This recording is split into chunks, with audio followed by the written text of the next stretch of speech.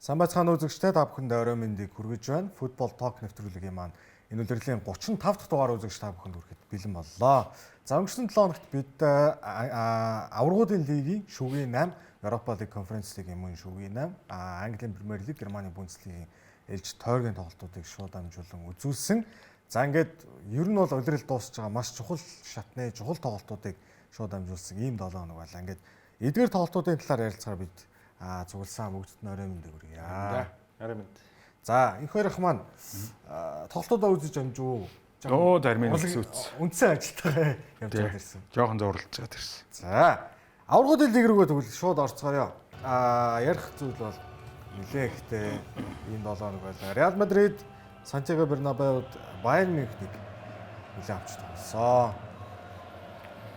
За нийлээ 21 төрүүлсэн байгаа тийм энэ шүчтэй. Хоорондоо юу? Тэ.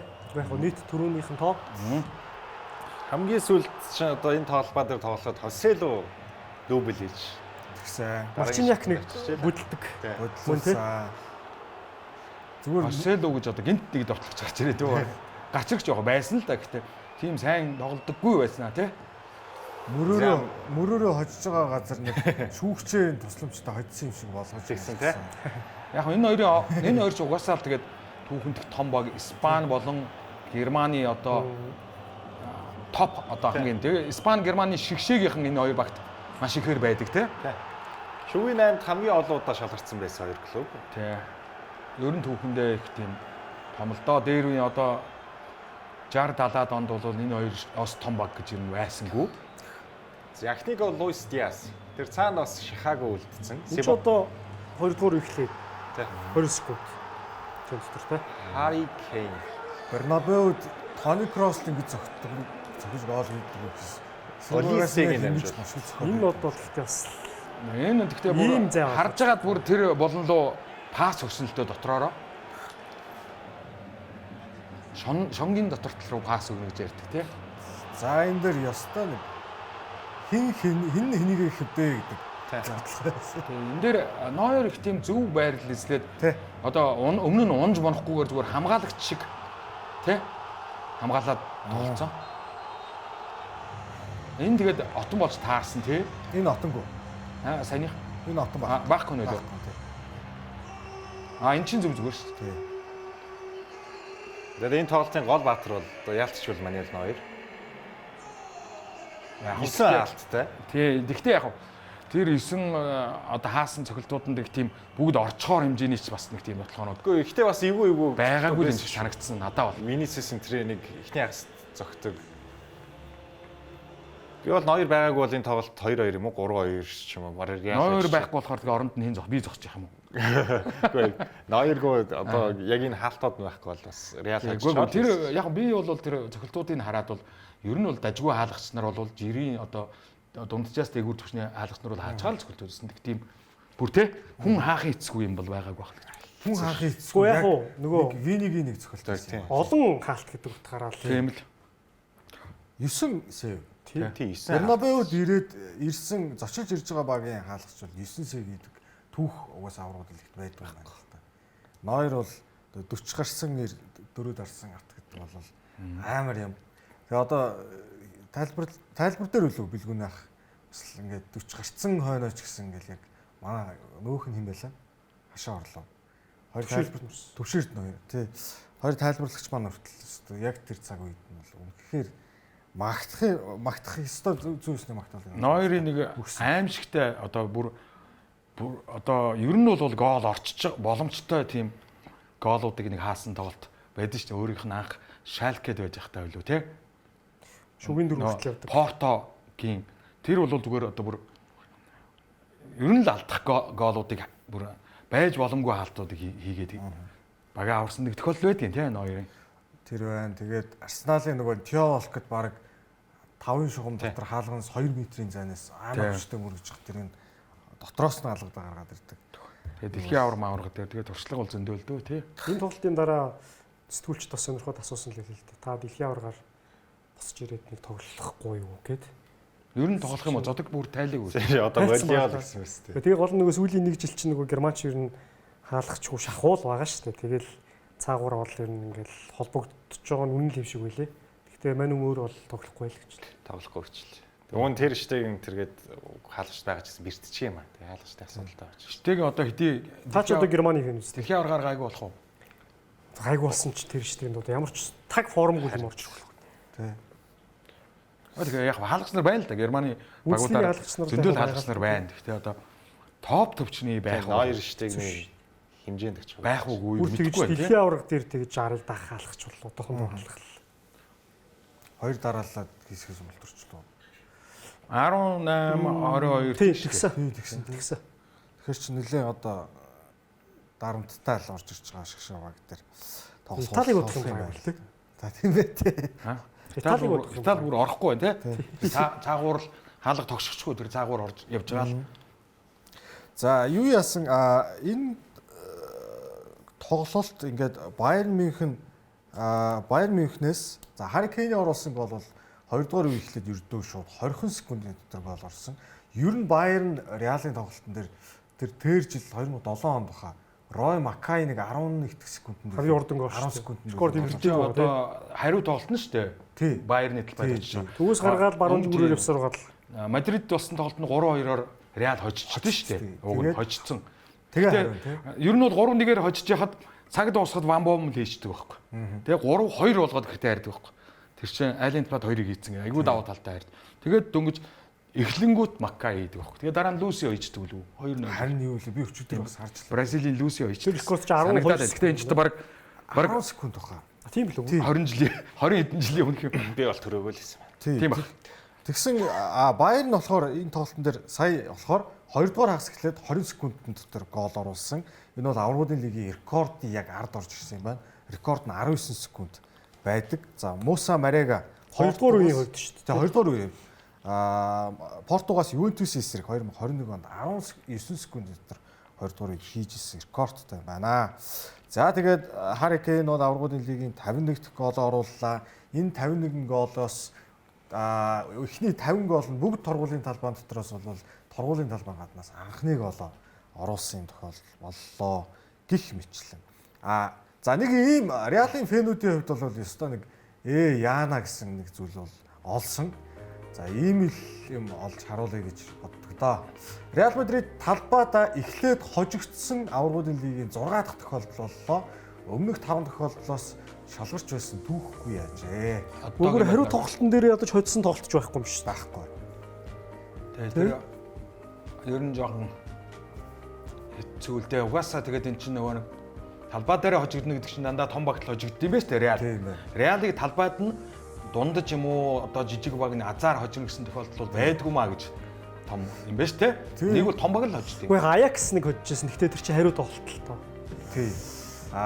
Энэ дандаа эхний тоглолтыг Бернабеудаа хийгээд тэрэндээ хожигдсон тохиолдол болж байна. Тэрнээс биш яг өөр юм. Тэгэл одоо энэ чинь 20 хэдэн жилд ийм л 6 баг л байна шин. Тэр Реал агуу юм аа. Гэтэ нөгөө талаар бас нэг сонирхолтой нэг ингэж хэлүүлэх гэж бэлдсэн гэж шүү дээ. Юу гэж хэлэх гэж. Та хоёр ойлгохгүй байгаа юм. Би ойлгоод яг хүссэн юм хэлчихлээ шүү дээ. Гэтэ нөгөө талаар нэг сонирхолтой үзүүлэлтсэн. Байерн Мюнхен Реалын эсрэг эхний тоглолтод хоцсон бол 9 тоглолтод хариу тоглолтод хожоогүй ийм үзүүлэлтсэн шүү дээ. 2 тэнцээ 7 хожигдсон. Байерн өөрсдөө. Тий өөрсдөө. Тэр нь болохоор талбай хамаагүй. Хамаагүй. Гэтэ Реал биш юм байна шүү дээ. Реал эсрэг. Энэ Реал чинь эхлээ хожигдсон бол дахиж хождгоо гэж шүү дээ. Харин Реалын эсрэг тийм үзүүлэлт би харсан. 9 тоглолтод 2 тэнцээд 7 хожигдсон байсан. Реал Эхлээд Талбайд талбайд нөгөө хожиж шүү дээ. Хоорондоо шүү дээ.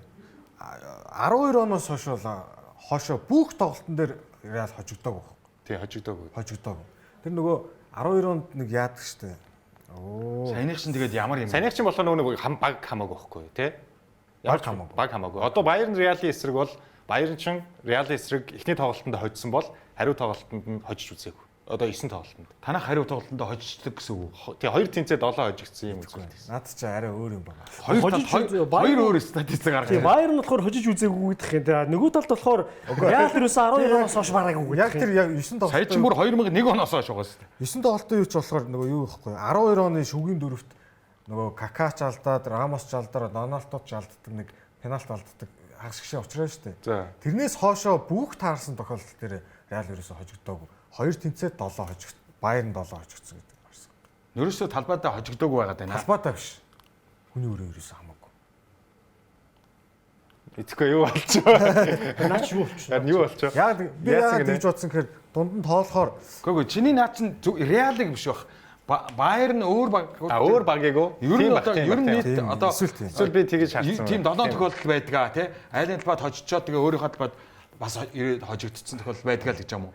Хин Баерныг тэгж хождیں۔ Биш ээ. Баяр нь өөрөөсөө ихтэй наач нэг л Баер нэг одоо тэгж хожих баг байх уу? Найруулагчаа дахиад эхлэе. Би яг нэг талаад хийж. За яг нэгтэй. За ямар ч байсан ингээд эхний тоглолтондоо бол Бернабеуд хожигдлоо. За Арбилогийн хожигдлын тоо хэд хүрчлээ хэрч үгүйсэн. 7 болсон баха. 6 гэж байна. 6 хожигдл. Алонсо болохоор 34 тоглолтод 6 хожигдсан. Мань Арбило 19 тоглолтод 6 хожигдсан. Гэтэ би наадах чинь дөрөв дугаар дээр ярьсан шүү дээ. Энэ хоёрын ингээд за хожигдлын тоо нь адилхан баг байхгүй. Гэхдээ Алонсогийн хожигдсан багууд нь дандаа том багууд байна. Арбило болохоор энд чамаагүй хүн голохгүй хожигдоод байна. Одоо 6-гийнхэн нөгөө 5 дандаа лалиг өгөхгүй юу? Нөгөө Майорка юу ч үлээ дандаа нөгөө бараг л жижиг багууд байгаад байгаа байхгүй. Арбилогийн амжилт нь. Тэгтээ яг хуу Сити митиг 2 очсон гэдэг. Том багуудыг бол бас очсон юмнууд байгаа. Арбилоод. Ер нь гэхдээ Арбилоод хэр итгэж байна? Одоо Реалын фэний хувьд. Үгүй яг хөө тэгээд одоо улирлаа дуусгаа. Одоо өнөөдрийн тоглолт ер нь бас шийдэж болно шүү тий. Тийм. Гарагийн улирал ажиллах уугүй юу гэдгийг. Өнөөдрийнх ч аюу хэцүү байна. Лааligч одоо номон тулгууч байгаа тоглолтын дээр. Өнөөдрийнх гин тэгээд дахиад хагас гişрүү гараад ирэхээр бас л Гүг хагас гişрээ бол гарахгүй шүү дээ одоо хожигдсон мөн. Зүгээр өөр тоглолтоо гарахгүй шүү дээ. Одоо гарнаа. Реалиг бол хизээч хасч болохгүй гэж байна шүү дээ. тэгтээ яг гарахгүй байсан ч яг тэгээд юу ярьжлаа. Биш өнөөдрийн тоглолтын дээр тэгээд Реал эргэн ирэлт хийгээд гараад ирвэл Арбилоог авч үлдэх гээд байгаа юм уу? Одоо гарагийн улирал үргэлжлүүлээд үү? Тийм. Би бол яагаад болохгүй гэж бодоод байгаа шүү. Нөгөө Алонсо ирэхгүй юу? Ливеркузнийг түүхэнд төрүүлүүлдэг. Тэгээ халагчаа буцаад. Үгүй халагчаа буцаад ирэх юм. Оо тийш тийм нэ. Та Ливерпул таа. Тийм андуураад. Тийм андуурсан. За. Юу за нэр ингэсэн энэ тоглолтод зэрэгцээд спортинг талбайд Арсеналын эсрэг цаг дуусч хаад нөгөө Кай Хаварц чинь ер нь тэгээ нэг яамны нэг гол хийсэн бол Аврагуудын лигийн финалд гол хийсэн шүү дээ. Харин хийж шүү. За тэгсэн нэгдгийн Арсеналтай хожсон. Нэг сони юм олж харлаа. За энэ тоглолтын дээр яг хуу Арсенал хаалга хураамансан. Хаалтын хувь буюу Аврагуудын лигийн түүхэнд нэг үлрэлт багадаа 500 минут тоглосон хаалгач нарын жагсаалт байна. Энэ дундаа хаалтын хуваараа хамгийн нэгдүгээр төдөл Лемон уусд. Йенс Лемон уу шүү. Энэ нөгөө шигшээ тоглолтын дээр Барсагийн эсрэг энэ 100% нь буучих гадсэн байхгүй юу? Тэнгүүт улаан аваад гарцсан юу. Тэгээ сэлгээр орж ирчихдэг тий. Тэнгүүтлээ чи Лемон чинь тухайн удирдалтаа бүр юу торуулын зөвлөлт хааж ирсэн юм шүү. Тий, Алмуни ороод ирдэг байхгүй юу? Тэгэд Лемон чинь 6 ондоо Германыхаа шигшээд гардаг үлээ. Гардаг шүү. Каныг суулгаад. Каныг суулгаж гардаг. За том хаалгачд байна уу байна. Менди бол тэр жил бол үнэхээр гайхамшигтай байсан шүү. Тэр байсан. Тийм. Байлгүй. Тэгээ 4 хүн гол олдсон шүү дээ Аврагуудын лигийн одоо эсгийн шатнаас ахуулаад. Тэгээд төрүүлж ирсэн 21 онд. За Рая бол энэ жил гайхалтай байгаа юм байна шүү дээ. Өөдөөс нэрсэн 30 зохилтоос 27-г нь хаасан. 3-ыг алдсан юм. Тэгээд 90% та хааж байгаа. 16 оны наваас бол аймаар уу? 16 оны наваас 500 минут тоглосон хаалгач нар юм байна шүү дээ бас. Наваас чинь хэдэн гол алдлаа. Уртаашаа 3 гол алдлаа. 5 оны Буфон их сайн байсан гэх юм. Тэ? 18 оны Дихьяч нь 18 оны Дихьяч тэр жилээ нөгөө Премьер Лигтээ алтан бэлээ авдаг. Тэгээд Аврагуудын лигт ч 10 нодлон жил Алисон Бекер улстай босоо байсан гэж тий. Тийм байна. Тэг яг нөгөө алдсан гол тэр Парис Сен-Жермен тожигдсон тоглолтоос бус. Тэр чинь тэгэл нэг ганц л гол шүү дээ. Нодлон Ливерпул чинь хэсгийн шатндаа бас одоо яг энэ жил ярьсан ашиг л байсан шүү дээ. Тий. Тэгээ их сонь тоглолт бас айлын талбад 1-0-оор хожичоод өөрийнхөө талбад 1-0-оор хожигдсон тий. Уулзарчдаг. Алисон Бекер байсан тулдаа л ер нь тэгэр хоцсон л доо эхний тоглолт. Тийш бас.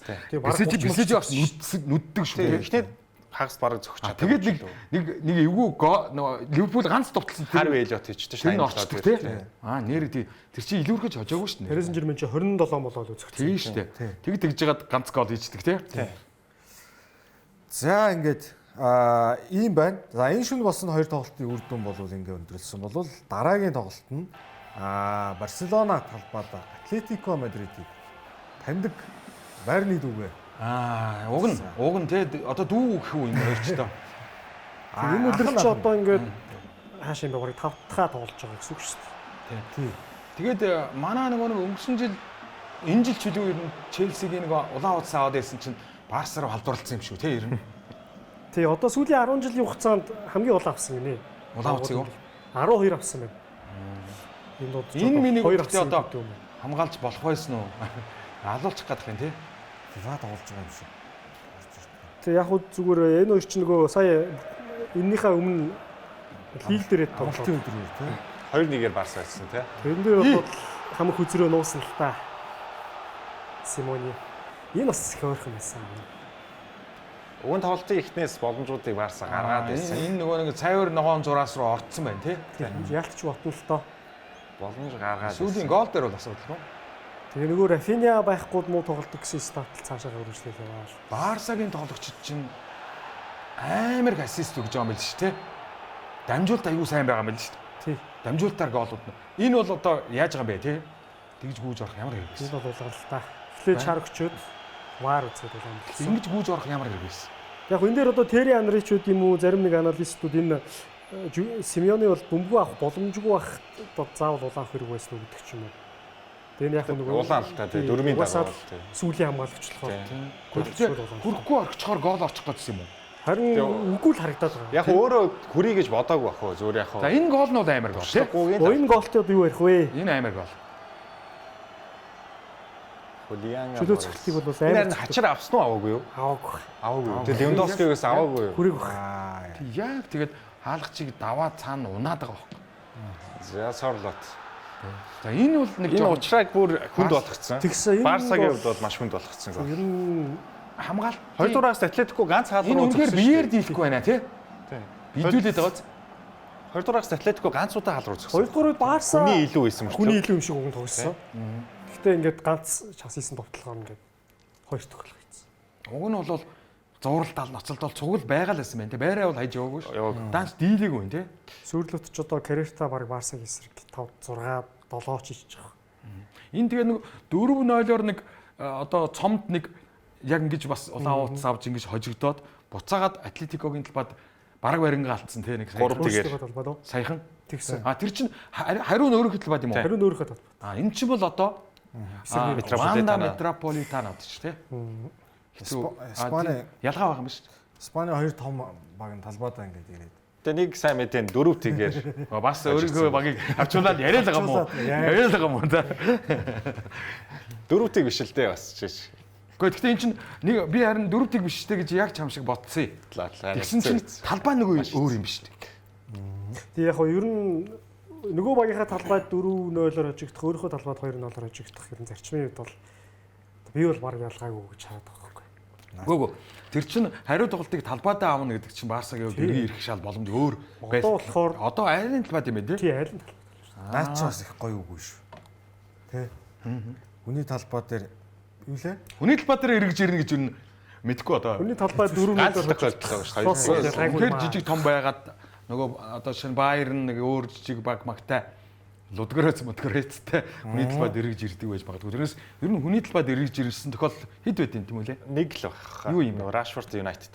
тий тэр ч одоо хэдэн оны өдрөл үлээ нөгөө Манчестер Юнайтед Paris Saint-Germain 2 18-аас араас. Нөгөө нэг 2 голын зөрүүгээс эвгүй гард. Old Trafford-д Paris Saint-Germain 2-0-оор очиждаг байхгүй. Тийм. Одоо яг саяны үр дүн гэсэн үг шүү дээ. Тэгээд Paris Saint-Germain-ийн талбай дээр 3-1-ээр очиждаг. Цаг сунгаж. тэгсэн. Тийм.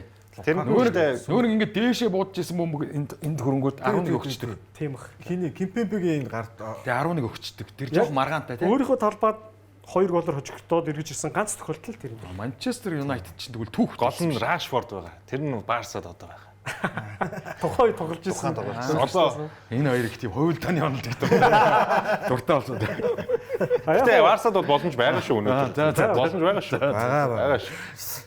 Юун дээр энэ бол бас их ховор тохиолдол доо. Барселона нэг Атлетико яг том баг, Испанда хоёр том багийнхаа араас ордог. Гэхдээ 2006 оноос хойш анх удаага компани. Тий ажил.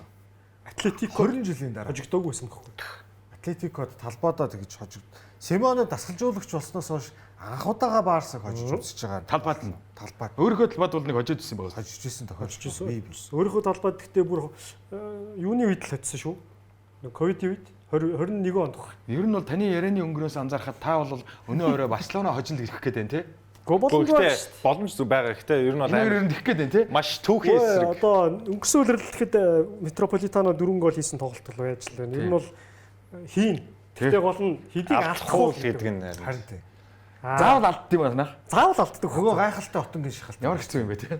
Алдахгүй байна гэдэгт бол битгэхгүй байна. Гол нь өөрсдөө за ядаж нэгийг алдаасаа хоёрыг алдвал тэр ч одоо дор хэж өөрсдөө дөрвийг хийнэ гэсэн үг. Бас Симеонегийн Атлетико ч энэ үлрэлт ер нь Тэгээ айлын дөрвийг хийлээ гэсэн айл Метрополитано сэнгэлдэх хүрээлэнд торгуулийн цохил зохих болно шүү дээ пенальт. Бас За торгуулийн цохил чи айлын тал стадион зохих өөрийнхөө стадион зохих өөр үстэй. Тэгээ Испанийн ч нөгөө зочилж ирж байгаа багийн фэнэ тэр цөлчдөг. Гэхдээ хоёр тэгж торгуулийн цохилт дээр очих юм бол Барса нэхэж явсан баг сэтгэл зүй давталтай л шаарч. Тийм үстэй. Хоёр тэгээс Хоёрынхоор бол ер нь хоцчихжээ. үгүй яах вэ? Баяр хүргэе. Сэтгэл өөдрөг л байна. Ийм сайхан өөдрөг багт хүний сэтгэл рүү уцаад би түрүүн хэлжлүү яа. улаан нүүрлүү хэлсэн шүү дээ. Бодлоо тэрсэн зүгээр тоглосон шүү. Гэхдээ нэрээ бас энэ чинь юу байгаа байхгүй. Боломж харагдаад Байгаа байна. Ойлголоо. Гэхдээ түүх хэсэг тоглож байгаа л тэ бүх зүйл ер нь яг Тэр Rashford нь байна гэдэг байгаа шүү дээ. Rashford Тэгээ Атлетико ч өөрсдөө ингэж байна. За. 1997 оноос хойш аврагуудын Эхний лигийн хасагдах шатанд талбай дээр хожигдов. хажигдаагүй. Хөөх та хоёр мөн их юм судалжээ. Байж бол бүх үнцгийг Одоо энэ түүхийг эвдэх хэрэгтэй. Аа яа. За. Гүм Бадрангуй хоёр сууж байна тий. Баруун зэгүүр гал асч. Үнэхээр Бадрангуй байна. Хуучин зэгэлдэх нь юу лээ?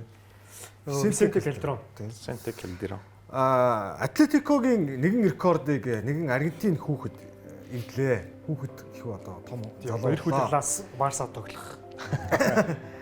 Хулиан Алварес аврагуудын лигт нэг үлрэлт Атлетикогоос хамгийн олон гол оруулсан тоглогч боллоо. Сая 9 дэх гол оруулж байгаа нэ. Өөрөө бас явж байгаа шүү дээ. Тийм. Өөрөө өнгөрсөн үлрэлт боллоотой. Диего Коста тэр жил финал руу хүрдэг 14 оны Атлетикод 8-ыг хийжсэн. Атлетико гэхдээ ер нь тэгээд их олон гол бороо шиг оруулаад байдаггүй те. 1-1, 2-1 гэсэн үр дүн Атлетикод айгүйх байдаг те.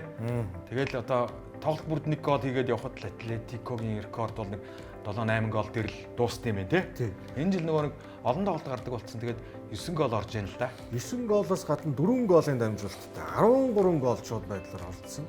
Нөхөр Мбаппе 15 гол шууд оролцсон. Хулиан Алварес үр нөлөөгөөр байна шүү дээ. Иргэн Мбаппе ч нэр нь юу нөгөө рекорд эвдэх нь юу болж байна?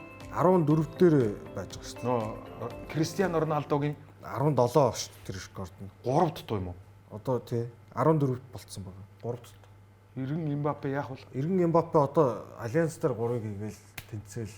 Энд чи бас их Бадрангуй байгаа юм шиг. Байгаа юм шүү Би дээ. бол Реал тус итгэж байгаа. Тийм үү? Одоо өөр баг байсан бол битгэхгүй. Реал Мадрид ч. Гэтэ эсрэг нь Баерн л та. Баерн юу гэх юм л дээ. Баерны Альянс арена л да. Тэр нь жоохон Баерн л та. Баерн PSG бол одоо хүний нөлөөллийг Гэтэ яг энэ чи энэ хамгийн топ фэн айгу Бадрангуй байгаа юм шүү дээ. Тэгээ дэмжиж Мусаа ингэж байгаа. Реал Мадрид Барса хоёулаа хожигдсон багт бол би бол их гайхгүй. яг гайхгүй л дээ. Гэтэ Баерн PSG бол энэ үлрэл хамгийн шилдэг хоёр баг гэхгүй. Зүгээр чаавас хожигдсондоо тэгээд ядарсан одоо нөгөө хожигдсон яваа багийн фэн тэгээ өөрийгөө л хөөрөх гэж л ярьж байгаа шүү дэрнээс нэг Баерныг бассан даач тэгэж хэлээ. Гэт нэг манис цангарах чи. бөөрн гэлч гэж. Бөрк хэлж. За юу лээ? Барселона хасагдагчтанд. Барселона хасагдагчтанд талбайдаа тоглосон үзүүлэлт. За хожигдлын тоо амар байсан байгаа биз. Тэр өмнөх 45 хасагдагчтанд 4 хожигдсон. Одоо 45 тоглолтоос 31 хожоод 10 тэнцээд 4 хожигдсон. Энэ Camp Nou доо юм уу те? Camp Nou. Тий за өмнөх 45 гэхээр энэ одоо бодвол ер нь тэгэл нөгөө Пепи юм уу яс хошоо голох та тий. 31 тоглолтод 10 тэнцэж 4 хожигдсон. 45 тоглолт. 45 тоглолт. Тэгээ 31 хоцсон. Тий. Хасагдах шатанд. Тий. Сүүлийн 8 тоглолтод 3 хожигдсон. Нөгөө Ханси Фликийн л хөл өмгөлтөө ер нь бол. Гэхдээ тэгэл одоо чинь хизээнээс одоо 92 оноос хойш. Үгүй арайгүй хаа. Үгүй ээ. Яр би бол зүгээр багцаалтахад 45% тоглолт гэдэг чинь 8 оноос хойш л. тийм л юм шүү. Тийм үү. Одоо жишээ нь 12 онд нөгөө Фернандо Торрес урагшааг өгөөд тэрэндээ ч хожигдоогүй шүү дээ. Тэнцээд мутарсан шүү дээ. Тий. Тийм.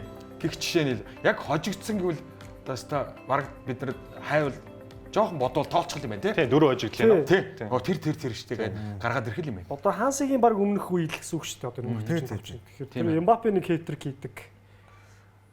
Тийм ковидын үеэр 21 ковидын үеэр. Тэрний дараа Шавигийн сүүлийн үеэр л бас Парис Сен-Жермэнд дахиад очигдчихсэн. Энэ баг дөрвийн баг 2 нь Парис Сен-Жермэн байгаа бах. Тэгээ Байернд нэг алуулдаггүй юу. Тэрний болоод чирэггүй шүү дээ тий. 7 гол 8 гол мол тий. Тэгээ лав 3 нь баг энэ гурлуулаа явчих шүү. Хоёр тоглолтын нийлбэр 8 гол болчихсон. 7-0 ч болчихсон гэлээ тий. За тэгж байсан түүхтэй юмсан жээ. Өмнөхийг л харуулах гэсэн. Өмнөх нь бол амар үзүүлэлт байсан. 45 гол. Барса ч ирсэн талбай дээрээ 4-0 3-0-оор хожоод очоод тэнцэж мэдсэх ганц нэг голоор хожигдох юм бол байд зөндөөлөх. Өмнөхийг л харуулах гэсэн гинэ. Гэхдээ бас сүүлийн 8 тоглолтод 3 хожигдсан гэдэг гаргаж ирж штэ. Тим юм гаргаад тавьсан уу? Тэг гаргаад тавьчлаа штэ. Сүүлийн 8 тоглолтод 3 хожигдсан гэдэг. Тэрийг харангуут бус хүмүүст харуулах гэдэг. Тэг харуулах гэдэг. Зарлж байна тий. Зарлж байна. Түүний өмнөх статистик нь юу байлаа сая? Өмнөх үү? За одоо Барса Реалын фэнүүд одоо ер нь. За одоо шал өөр тийш. Салхийг Франц руу ирнэ. За Road to Budapest. За энэ жилийн финал бол Унгарт болох юм байна. PSG-ийн уулзраанууд амар байсан шүү дээ. Ливерпулийн логог ингэж урж байгаа. Tifo юу. За өнгөрсөн жил шүгээ 16 тагс 2. Дүэ. Дизире дүэ. Франц шгшгийн гараа юу? Сэлгээ гэдэг байгаа шүү дээ. Яг Гараа билгээс. Марк гарна шүү. Гараа. Чи одоо Олисе Дембеле гэж хоёр ахыг яах юм? Хамт гараа. Бараг Дембелег суулгаж магтах шүү. Яа, чи Валандорыг суулгадаг чи юм. Гэхдээ Дешамч нь зөрүүдлэл. Гэхдээ багасаа шалтгаалах байх. Дүвээ бол ер нь гараанд гарахаар хэмжээнд байна. Амир. Дембеле бол хаанч тоглолч. Ер нь 3-3 чи хаанч тоглолч юм чинь тэгээд яах вэ? Мбаппе гэж. Дизире дүэ зүүнд баруунд Мбаппе байгаа тий. Тэгээ Олисе яг 10 дээр Олисе Мбаппе гээд хэцүү юм бэ. Маркус Туран мураа мөртлөө байгаа шүү дээ. яг дөрүүлээш гарах боломж байгаа юм. За энэ чи яаж вэ? За эхний харст Ливерпул хаалга руу зохиж чадаагүй. Ганц голын магадлал Энэ бол өсвөлээгүү. Энэ бол зөв арай л явцсан тий. Дамжуулалт нь супер байсан. Кака шиг явцсан уу? энэ одоо юм бэлтгэлтэй конос болж байгаа юм шиг. Джон Эйвшийн дамжуулалт. Кака нэг Манчестер Юнайтед руу ингэж 50 тоглолдог тий. Тэгээ хоёрын голоор мөргөж байгаа доо. Тий. Габриэл Хайнц хин хоёрыг мөргөлдүүлээд Видич хоёр л байгаа тий. Энэ Тэр шиг айгүй 50 Граунберхийг явчлаа. Граунберхийг одоо ингэж юу илүүрхэж байгаа шүү дээ. Энэ 11 байсан уу? Энэ байгаагүй байга. Тэгээд үзээд цоцолцсон. Энэ яг Гэхдээ бас хөлөнд нь хүрсэн шүү тий. Бас нэг Унахаар хэмжээнд төрөйг ухаа. Хосе Санчес Шүүгч. Испан шүгч.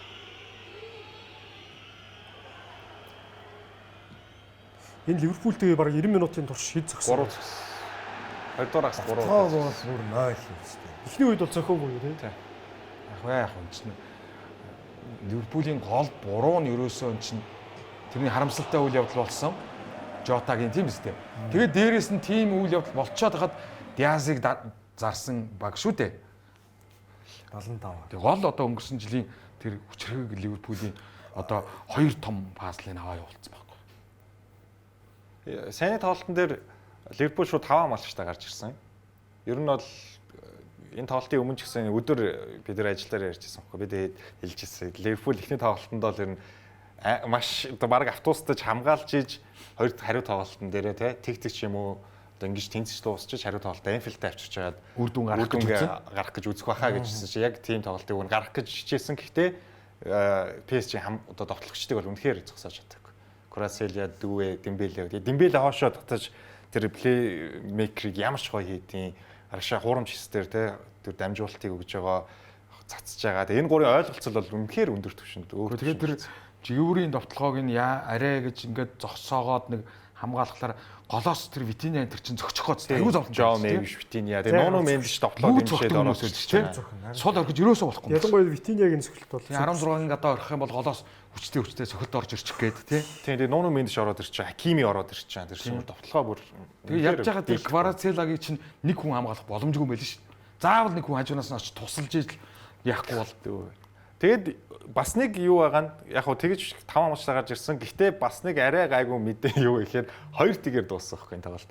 Уг нь Дембеле ч юм уу дүүэд 3 тэг 4 тэг за одоо бүр үнэхээр супер боломжууд ашиглаадсан бол 5 тэгэж бид харах боломжтой байсан байхгүй.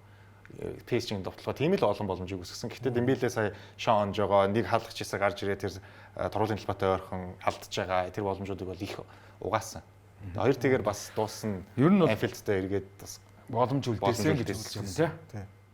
Энфилд ч бас шидээ үзүү. Хуучин цагтуулаад Энфилд гэдэг бол хүмүүсийг бол зүрхийн одоо жинхэнэ ингээд салгалуулдаг байлаа шүү дээ. Дээр үед бол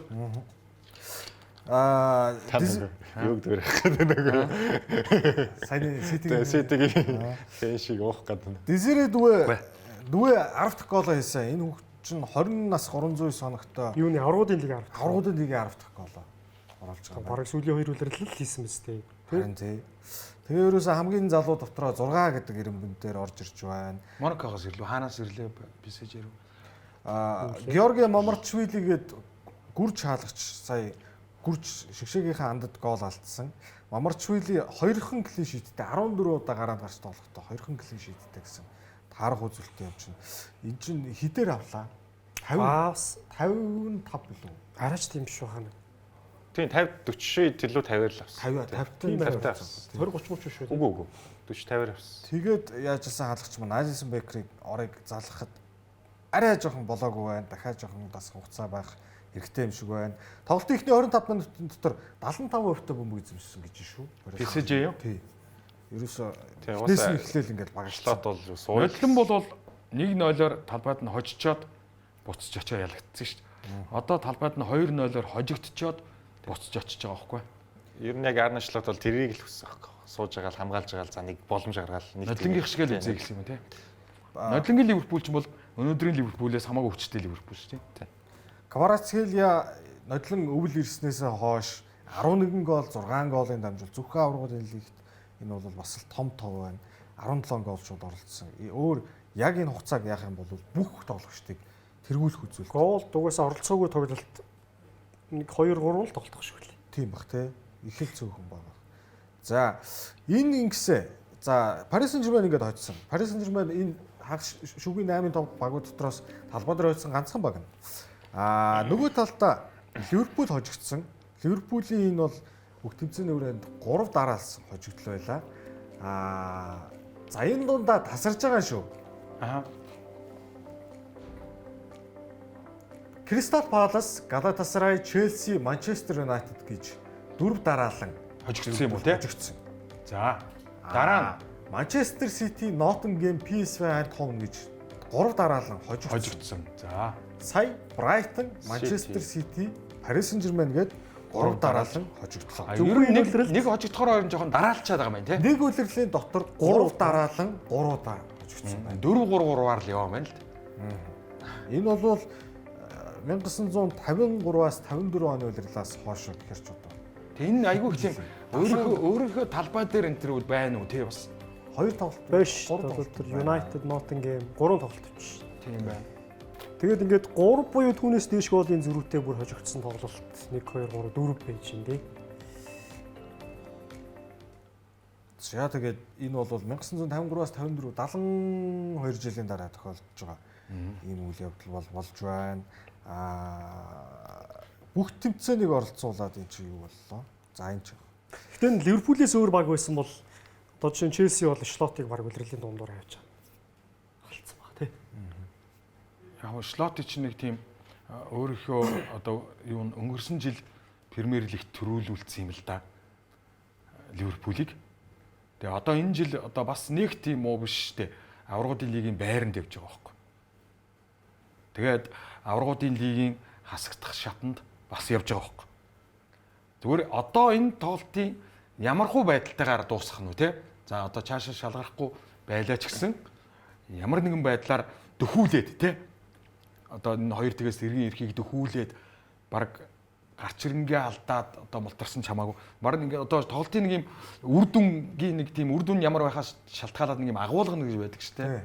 Ямар байхаас шалтгаалж слотын дараагийн одоо халагдахгүй шийдэгдэх байх Тэгчих байсан да гэсэн юм үлдээл. Одоо энэ дээр ер нь л үгийн зөрөөгүй хожигдоод дуусвал эсвэл ямар нэгэн одоо эргэж ирэх алхмыг хүчтэй хийж чадахгүй нэг тийм нунж дорой тоглоод дуусвал ер нь слот шийдэгдсэн байх л гэж бодоод байна. Гэхдээ би бол энэ үлрэлийн Ливерпулээс ялангуяа энэ 26 оны Ливерпулээс зүгээр ингээд сайн юм бол ерөөсөө ч харахгүй. Яг нь ойлгож болох юмнууд байгаа. Исаак гэдэг дутлагчийг асар өндөр үнэтэй авсан. Тоглосонгүй. Одоо л ирчээд байж байна тий. Одоо ирцэн байгаа юм л шүү. Тийм сайн. Тий. Энэ дээр баг сэлгээр орж тийм шүү дээ. Тэгээд юунууд нь жигүүр гэдэг одоо жигүүрийн байрлалыг одоо Гакпо ганцаараа чирж байгаа байхгүй юу? Өмнө нь одоо тэг нэг багийн бүхэлдэн жигүүрийг ганцаараа чирж үтсэн юм уу Гакпо шиг. Тийм албан тушаал дээр баг очиж байгааг бах. Тэгээ дандаа нэг том тоглогчийн араас мараас гарч ирдэг байсан хүн чинь өөрөө яг нүүрэнд гарч болчихж байгаа байхгүй юу? Тэгээд Сала маань тэ одоо энэ улирлаа дуусгаа юу гэж байна. Тэгээд одоо довтлогчийн арын одоо байрлал дээр Вирцийг одоо идээшүүлэх гэж амар их бодлаа. Тэгэхээр энэ үлрэл дуусаад Ливерпул ер нь 8 бас нэг их хийхгүй бах тий. Ер нь өнгөрсөн жил бол нэлийн гаргацсан шүү дээ. 5 хагас тэрбум. Тэгэхээр одоо ер нь энэ бүрэлдэхүүнээрээ дараагийн үлрэл шал өөр тоглоод эхэлнэ гэж бодож байна. Үгүй ингэх байх гэж би бодоод байгаа. Одоо энд байгаа зарим нэг тоглогчдыг явуулаад тэр мөнгөөрөө эргүүл одоо шинээр мөнгө гаргахгүйгээр явуулаад орж ирсэн мөнгөөрөө өөр одоо яг одоо паслал нь мөрдөхгүй байгаа шүү дээ. Одоогийн байгаа байдал. Энэ талтаа салаатай, энэ талтаа гагботой тийм пазл гэж одоо байхгүй байна. Бид нар харлаа шүү дээ. Тийм үстэй бүгдээрээ харлаа. Икитикч бол одоо бас яг дэлхийн хэмжээний бас болоог байгаа юм байна. Одоо Францагаа шигшээд бол Маркус Турам тэрийн бүр ардаас л байвал байх юм байна шүү дээ. Ер нь бол тэгж гарамаараар бол Икитик бол бодолтгүй юм байна шүү дээ. Гэдгийг бид нар бүгдээрээ харлаа тий. Тэгээд ингээд жоохон өөрчлөлтүүд хийх бах. Харин тэр бүрэлдэхүүний өөрчлөлтээр надад бол тэр арнашлуудыг хийх хэрэгтэй байсан зүйлүүд нь бас энэ үлрэл жоохон дутчихвол гэж бодсон. Жишээлбэл Киркезийг бол зөв сонголт байгаагүй юм байна гэж би бодоод байна. Тийм Киркез буруу байс тэр Фримпонг яг Фримпонгч бас гол нь бас залууч одоо жишээ нь Рио Ангумо гэж тоглогч гой гарч ирж байгаа ерөөсө боломжийг өгсөнгөө. Өгнө гэж өнөөдөр. Тий Маргааш уу? Тий слот Маргааш л гэдэг. Тий. Ингумод бол боломж өгнө. Ягаад тэгэхээр Ингумо ч тийм маш ийм догдлол багтай тоглогч гэж шүү дээ. Алерт өгнө өгчих байсан байхгүй. Өөрөө сонирхолгүй юм байлаа. Тийм Ньюкасл эсрэг чи юу вэ? Тэр чи бүр өнгөрсөн намар өстэй. Голдоод тэгээд явж хахад Сэлгийн суулаад тачгнаа. Тийм сая гоолцсон. Сая л гараанд гарч байгаа байхгүй. Ер нь маш их шахалтаар нөгөө нэг хүжин нэмшдийн шүүмжлэлээр боломж олохгүй байгаа, залуучууд боломж олохгүй байгаа. Дээрэс нь Гакбото маш их дуртай байна. Байнгын л гараанд гаргаж чинь Гакбогийн гэрээний заалт малт байгаа хөө. Адилхан Тэдээс доошгүй тоглолтонд оролцсон энэ төргээд юм. Тэгэхгүй би зөв Нидерланд нөгөө Гранберхийг эхлээ боломж өгсөн шүү дээ. Тэгээ Гранберх нь бол угаасаа гоё тоглож байгаа. Гакбод яг л тийм боломж олоод байгаа л гэж боддог. Тийм одоо чи цалингаа жоохон бууруулцгаа. Чамааг бол байнга гараанд гаргана шүү дээ. Энтэр гэсэн тийм яриануд явцсан байх магадaltaй мэл шүү дээ цаагаараа тий. Тэгж одоо байнга гараанд тоглоулна энтэр гэж цалингээр буулгачаад дараа нь тоглохгүй байх энтэр чи бас тэгвэл тэгээд салах. Одоо яг муу маргаан болж шүү. Ливерпулийн нөхцөл байдал бол ийм болчиход байгаа шүү дээ. Яг Клоппи үеийн Ливерпул бол одоо яг дуусаад үеийн одоо яг дуусаад шинжилэлд орж ирж байгаа тий. Шинэ тасалжуулагчтай дээрээс нэг бүрэлдэхүүний өвч гэсэн шинэ болоод одоо сүүлийнх нь зарлж байгаа нь Салах одоо баг ингээ сүүлээр Ван Дайк тэгэл баг Бекер үлдэж байна одоо ингээл яваад дуусчих шүү дээ. Конате ч гэсэн ер нь тий болцсон. Тийм. Тэгээд одоо шинжилтээр дасгалжуулагч нь гол нь Арнашлот бол баг биш юм байна гэж миний хувьд харж. Бүрэлдэхүүнийг цоглуулж байгаа ч гэсэн маргааш оройн тоглолтыг ер нь харах байх л гэж байна.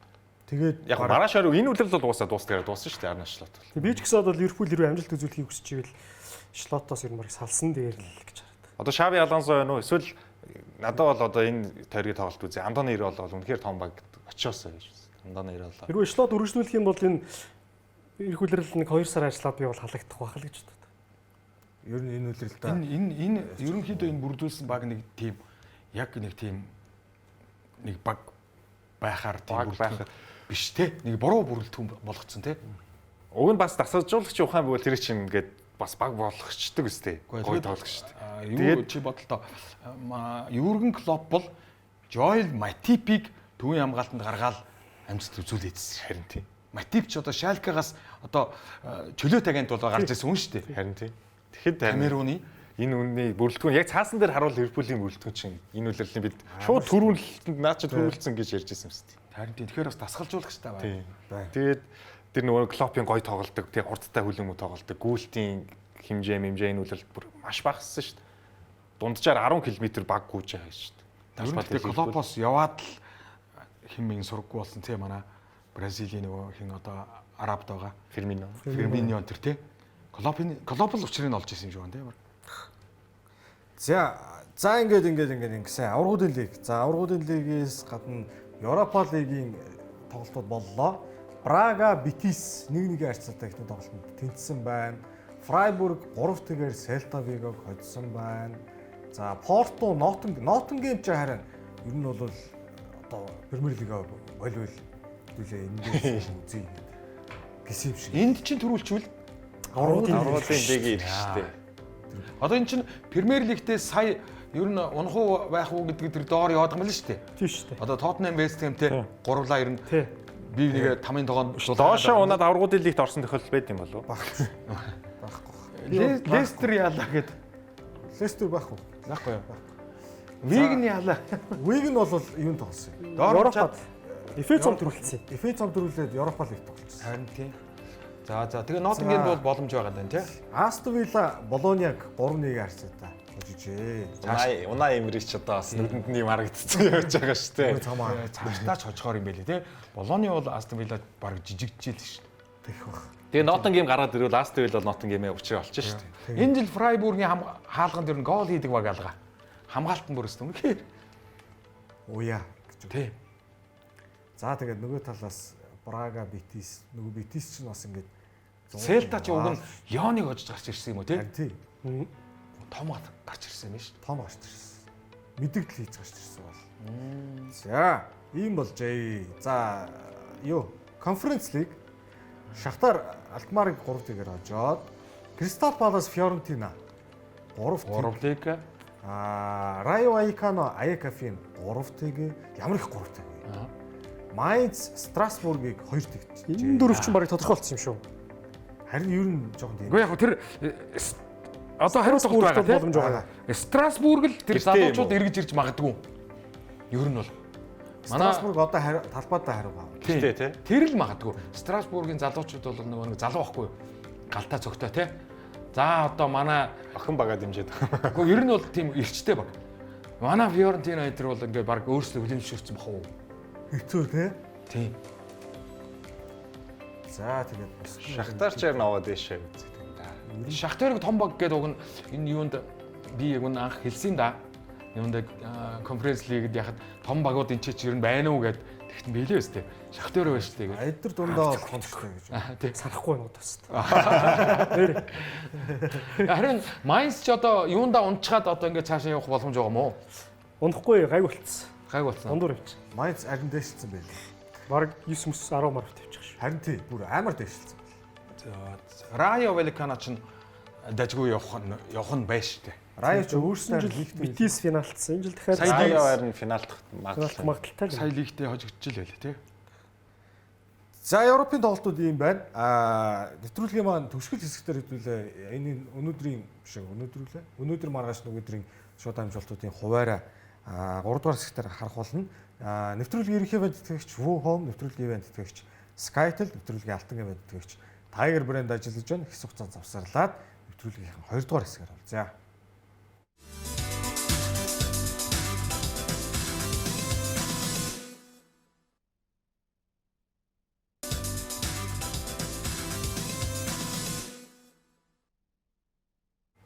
Нэвтрүүлэгтээ эргэн тавтаамаар л үзэгчтэй 35 дахь дугаар маань үргэлжилж байгаа.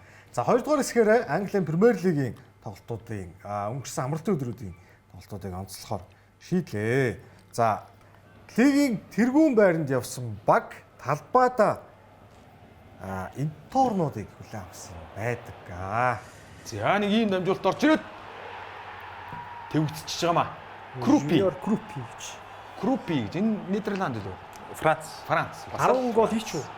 10 гол мөс. 10 дахь. Одоо ер нь Семенёг явуулсан бас нэг шалтгаануудын нэг шүү дээ ер нь. Нодлон гэхдээ байсан биз дээ энэ Крупи чи. Үгүй. Энэ жил Энэ жил ирсэн. Лоренс. Лориан ч бүр юунаас Франц баг 2 дугаар лигээс навцсан санагдаад шүү. За энэ дэр гар үрсэн. Францын доод лигтийн чинь бас нэлээд хийсэн юм байлээ. За Виктор Йокерес. Йокерес явж ирсэн ингээд нэг юм 12 гол молтой болчихлоо шүү. Тийм бүх тэмцээний өрөөнд 18 дахь гоолоо оруулаад Артетагийн удирдлагаар хамгийн олон гол оруулсан тоглогч болсон нэг үлрэлт. Бүх тэмцээний өрөөнд Довтлогч болсон байлгүй дээ. тоглогч 18. А эднийх ч нэрээ бүх Одоо гол Обамянг, тий. Лаказет тэр чинь дандаа 14, 15. Нэг юм болцсон. Алекс За Скот. Тоттенхэмийн фэн Алекс Скот гэж залуу. Хүүхэд байхасаа Тоттенхэмийн улаан фэн байсан. Энэ ерөөс ингээ шууд гүйлгцэн. Хамгаалалт алдсан л дээ. Том ингэж алдаж болох юм болохгүй л дээ. Тэр тусмаа одоо аврагуудын лиг төрүүлээ гэж бодож байгаа баг. Айгу амархан. Бормут ч өнгөрсөн өдрөл Арсеналыг 2 очсон. Оо тэрний өмнө ч тийм байна. Үгүй чи өөр юм ярьж байна тий. Энэ үлрэлийн ихний тоглолт ч гэсэн ер нь амаргүй байсан шүү. Тий. Габриэл Хойно нэг Габриэл багтж алдлаа. алдаад. Шууд Иванис өгчдөг лөө. Тийм шууд өгч өгөөд. Тэгээ очиж нэг хожих байж тийм аа. За Баски 2 гэдэг гоц. 9 настайгаас би нэгэ мэдэх. Нэг л эвгүй л байна да Артета маань яан да. Шингис би нэг юм харсан. За. Арсеналын сүүлийн баг 3 жилийн 4-р сар гэдэг тийм. Гөө наа чинь бүр 3 биш 5 6 жил. 5-6 жилийн 4-р сар гэдэг юм харсан чинь Юунд Ситигийн Челси Ситигийн тоглолтын араас үзүүлэх юм уу? байгаа. За. Зөвхөн 4-р сарын форум гэдэг юм бол байж байгаа. Тэр хоошоо яриа. Тэгээ. Арсенал ингээд талбайдаа 2-1-ээр Борнмутад хожигдлоо. Энэний өмнө чинь бас сая аврагуудын лигт яг хожиж байгаа юм. Саутгемптонд очигдсон. Үүш аврагуудын лигт бас л яа. 90 дээр шүү. Спортинг дээр. Оо тий. Тэгээд тэр тоглолтын өмнө ер нь айгүй олон аналистууд Арсеналыг бүр хожихгүй гээд энэ тоглолт тэнцээгээр өндөрлөн. Нэг бол Спортинг 1 голын зөргөөр хожно гэдэг юм тамаг төвшүүлсэн юм байл. Тэгээд яг нөгөө хэдүүлээс ярьжсэн шүү дээ Спортинг юу вэ гэдэг. Түрүүчэн 7 хоногт ч төвшөө таны оронд суужсэн. Тамаг асуугаал заадах чаа. Тэгэд би бол яг Спортинг баг 2-1-ээр хожиж магадгүй гэжсэн. Агуулгыг харахад бол ер нь тийм дүнгээр дуусчих болохоор л байсан. Болохоор байл. Тэр Раяшин тоглолтын шилдэг болсон шүү дээ. Дутуу логт биш байсан Тийм. Яг илүү биш юм аа гэхэд дутуу бол байгаагүй те. Гой дамжуулалт, гой төгсгөл болсон л та. Хаварц зүр классик төгсгөл. Тогтоол. Тэгээд Саутгемптон дээр яаж байгаа юм бэ тий? FA мултардаг нь. Харин ингээд сүүлийн 4 тоглолтынхаа 3-т нь очихчих. Арсеналын фэнүүд Лондонд бол ер нь газар авцсан. Юуг нь ярьслуудын үзэж Баяр тэмдэглэх үгүй. паб маба захиалсан байсан. Газар авцсан гэдэг нөгөө нэг одоо юу Шлот авт биш бүр Артета авт гэж газар авт. Фэнүүд нь маш ууртай. Яагаад вэ гэхээр бид нэр спорт хөл өмг биш өөр спорт үзээд байна гэж. Тэр утгаараа. Хөл өмгийн гой сайхныг мэдрэхгүй байна. Дээрэс нь одоо үр дүн авч чадахгүй болчлоо. Тэгээ Микел Артетагийн яг хөө ийм олон би бүр маш олон ярьслаг үзсэн. Манай Шави шиг байдал ороод ирсэн гэдэг Арсеналын ТV Шави нэг тэгцэр байгаа. За ер нь баг тий одоо үзүүштэй хөлбөмбөг үзэж чадахгүй. Шави нэг 1-0 1-0 гэж бодсоор хагаад Лалиг төрүүлүүлчихэд тэгээд баг хөөгдсөн шүү дээ. Дараа ялсан тий. Тэгээ одоо яг энэ юун дээр тоглолтыг би тайлбарсан байхгүй. Үзэгч маань санаж байвал Борнмутын эсрэг яг энэ тоглолт дээр нэг жижигхэн фанатыг жоохон хүүхдийг ингээд маш удаан харуулсан байхгүй найруулагч. Тэсэж тэр нэг хүүхд нь ингээл байгаадсан хөлигөөл ингээл өөр юм үзэл. Тэгэл талбай дээр тийм анхаарал татах юм болохгүй байна. Тэгээд тэрийг найруулагч онцолж харуулад байгаа хэрэг. Тэгээд дээрэс нь тэрийг ч гэсэн нөгөө хөгжөөний юмшин яриад л байна. Лондонд дах яг Арсеналын хамт байгаа хөгжөөний юмшин. Би хүүхдүүдтэй ингээд бас тий уламжлаа үлдээд легаси юугаа үлдээгээд дахиж хамт ингээд хөлөмөг үзээл ингээд эренгүүт хөлөмгийн гой сайхныг мэдрэхгүй. Дээрэс нь бүр тайлбар дээр хэлсэн байл шүү дээ. Sky Sports-ийн илүү юуны тайлбар дээр ямар спорт үзээд байна. Энэ хөлөмөг биш вэ гэдэг. Наа чи юу одоо манай тайлбарлагч нар хүртэл ингээд энэ үлрэлд Арсеналд орох айгүй хэцүү маа ингээл унтчих гадах юм. харин Sky Sports-ын бүр англид тайлбарлагч би тэрийг сонсож гайхсан байхгүй. Энэ мэрэгжлийн бас нэг Монгол ийм асуудал босчоод байгаа юм. Бас боссон байна алей. Монголд нэрээ тийм тайлбар дээр тийм хэлэх юм бол фэнүүд алуулахгүй яг үнэ. Тэр бас англид алуулж байгаа хэрэг нь бол ямар спорт тэр тайлбарлагчийг манай Монголын фэнүүд очиж алахгүй юу? Мэдэх магадгүй.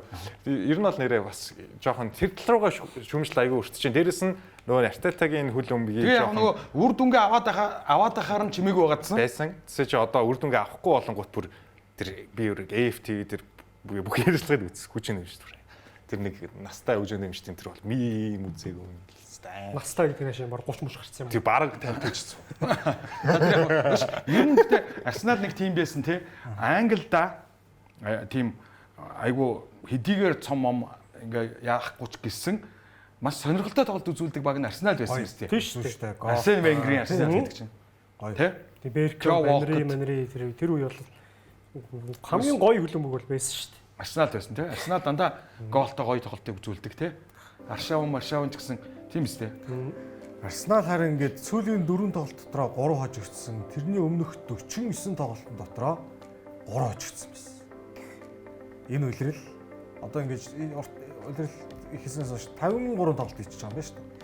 Ингээд хожигдлын тоог нь 2 хуваагаар ингээд 49-4 харьцаатай тоглолтын тоог гарч ирж байна. За оруулсан гоолын дунд чинь бол буурсан 2.7-аас 2. Алдсан голын дундж байгаа бол барьж байгаа юм дээ. Алдсан голын дундж байгаа. Хөш тэгэл 49-50 тоглолтод 3 хожигдчихсэн чинь 4 тоглолтын 3-т нь хожигдно гэдэг чинь энэ бүр огцом уналт юм шүү. 4-р сар гараад шууд ийм болчихж байгаа шүү дээ. Гэхдээ тэгээ юм бэлээ. Тэр 4-р сар өмнөх жилийн 25, 24, 23, 22 оны 4-р сарууд нь тэр хожигдсон тоглолтууд нь дандаа Southampton байна, Bournemouth байна.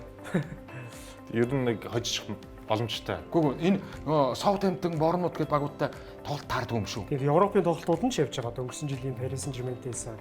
Тий, ерөөхдөө тий хавар бас. Ливерпул нэг айгүй гоёстой маршаар явж байгаа л Watford гэж нэг сонин баг дээр бүдрээддэг байсан тий. Яг тэрэн шиг. Тэ яг энэ хаврын юунууд бол ялцчул багуудад ачаал өгж байгаа л доо. Одоо энэ тэгээ яхаараа дандаа 4-р сард Bournemouth-тай таарчаад. City, Arsenal харагдаж байгаа. Нөгөө Bayern ч гэсэн ярьжсэн шүү дээ. Bayern ч гэсэн. Bayern энэ үлрэл одоо тоглолцсон. хийхдээ 5 байна уу 6 байна уу 7 тоглолтод оноо алдсан. Бүгдээрээ аваргууд энэ лигтээ 7 оноо. Тэгээ Артетагийн ингээ хожлын үеийг 19-с 20 оны дундуур ирсэн шүү дээ үлрэлийн дундуур. Хожлын үеийг ингээ бүр сар сараар нь гаргацсан мөлий. Тэгсэн чинь 4-р сар хамгийн бага нь 47%-тай. 50 хүрэхгүй гэсэн. Хамгийн өндөр нь 9-10 сар. 11 дээр жоохон ундаа юм аа. Айл сар байлаа. 9-10 сар бол бүр ингээд 80%-тай заяа. Гоё ихлүүлд юм байна. Тий, үнэхээр гоё ихэлдэг юм байлээ. За, төгсгөл яаж тавьж чинь? Тэгэл харин төгсгөл 5 сар яаж? 5 сараас харьцангуй гайгүй лээ. Гайгүй байна. Бараг 60-70%-тай ч үл тий. 4 дээр л болроо. 4 дээр л болчихсон. За тэгээд ийм үр дүнтэй явж байна да. Тэгээд одоо календарын жилээс 4 сарыг авч хаях хэрэгтэй. За 4-аас шууд 5 дугаар сар. За тэр яах вэ? Танаа багч хойд лондны өөр багийн талаар яриа. Энэ үү? Энийг яга оруулсан бэ гэж. Энийг яга оруулсан шүү. За өрн яриг үстэй. Шинэ дасгалжуулагч ирсэн. Тэгсэн. Роберто Дезерби ирсэн. Өөрийгөө Англид харуулсан байсан. Анхны тоглолтоо. За эндээс бол маш их сайжрал харсан. Одоо эхний 45 минутанд гол алдаагүй. Энэний өмнөх тоглолтуудад бол дандаа алдчихад байсан бохоггүй. Энэ дээр бол бүр алдаагүй гарч ирсэн шүү. Маш том дэвшил үү. Тийм үү, маш том дэвшил. Гранит Жака. Одоо энэ өмнөх багууд нь бол ингээ хийчихэд байсан. Энэ Сандерланд бол хийж чадахгүй байхгүй. Формтой байгаа баг гэхэд тий. Одоо Премьер Лигт 11 хожоод 10 тэнцсэн байгаа баг шүү дээ. Сандерланд. Өмнөний урд өдөр West Ham хожоод дээр нь орчихсон. Харин тий West Ham яж бүр 4-0-оор. Яг West Ham юутай Wolves-тэй таарсан. Тэрнээс манай эд чинь бас бид нар ч бас хоорондоо хуралдаа сөөхөөрөө хуралдаад West Ham-тэй бол ан маань үзэн гисэн байгаа шүү дээ. За нэг юм салгалсан гол орцоо. Хачаар авч маваад.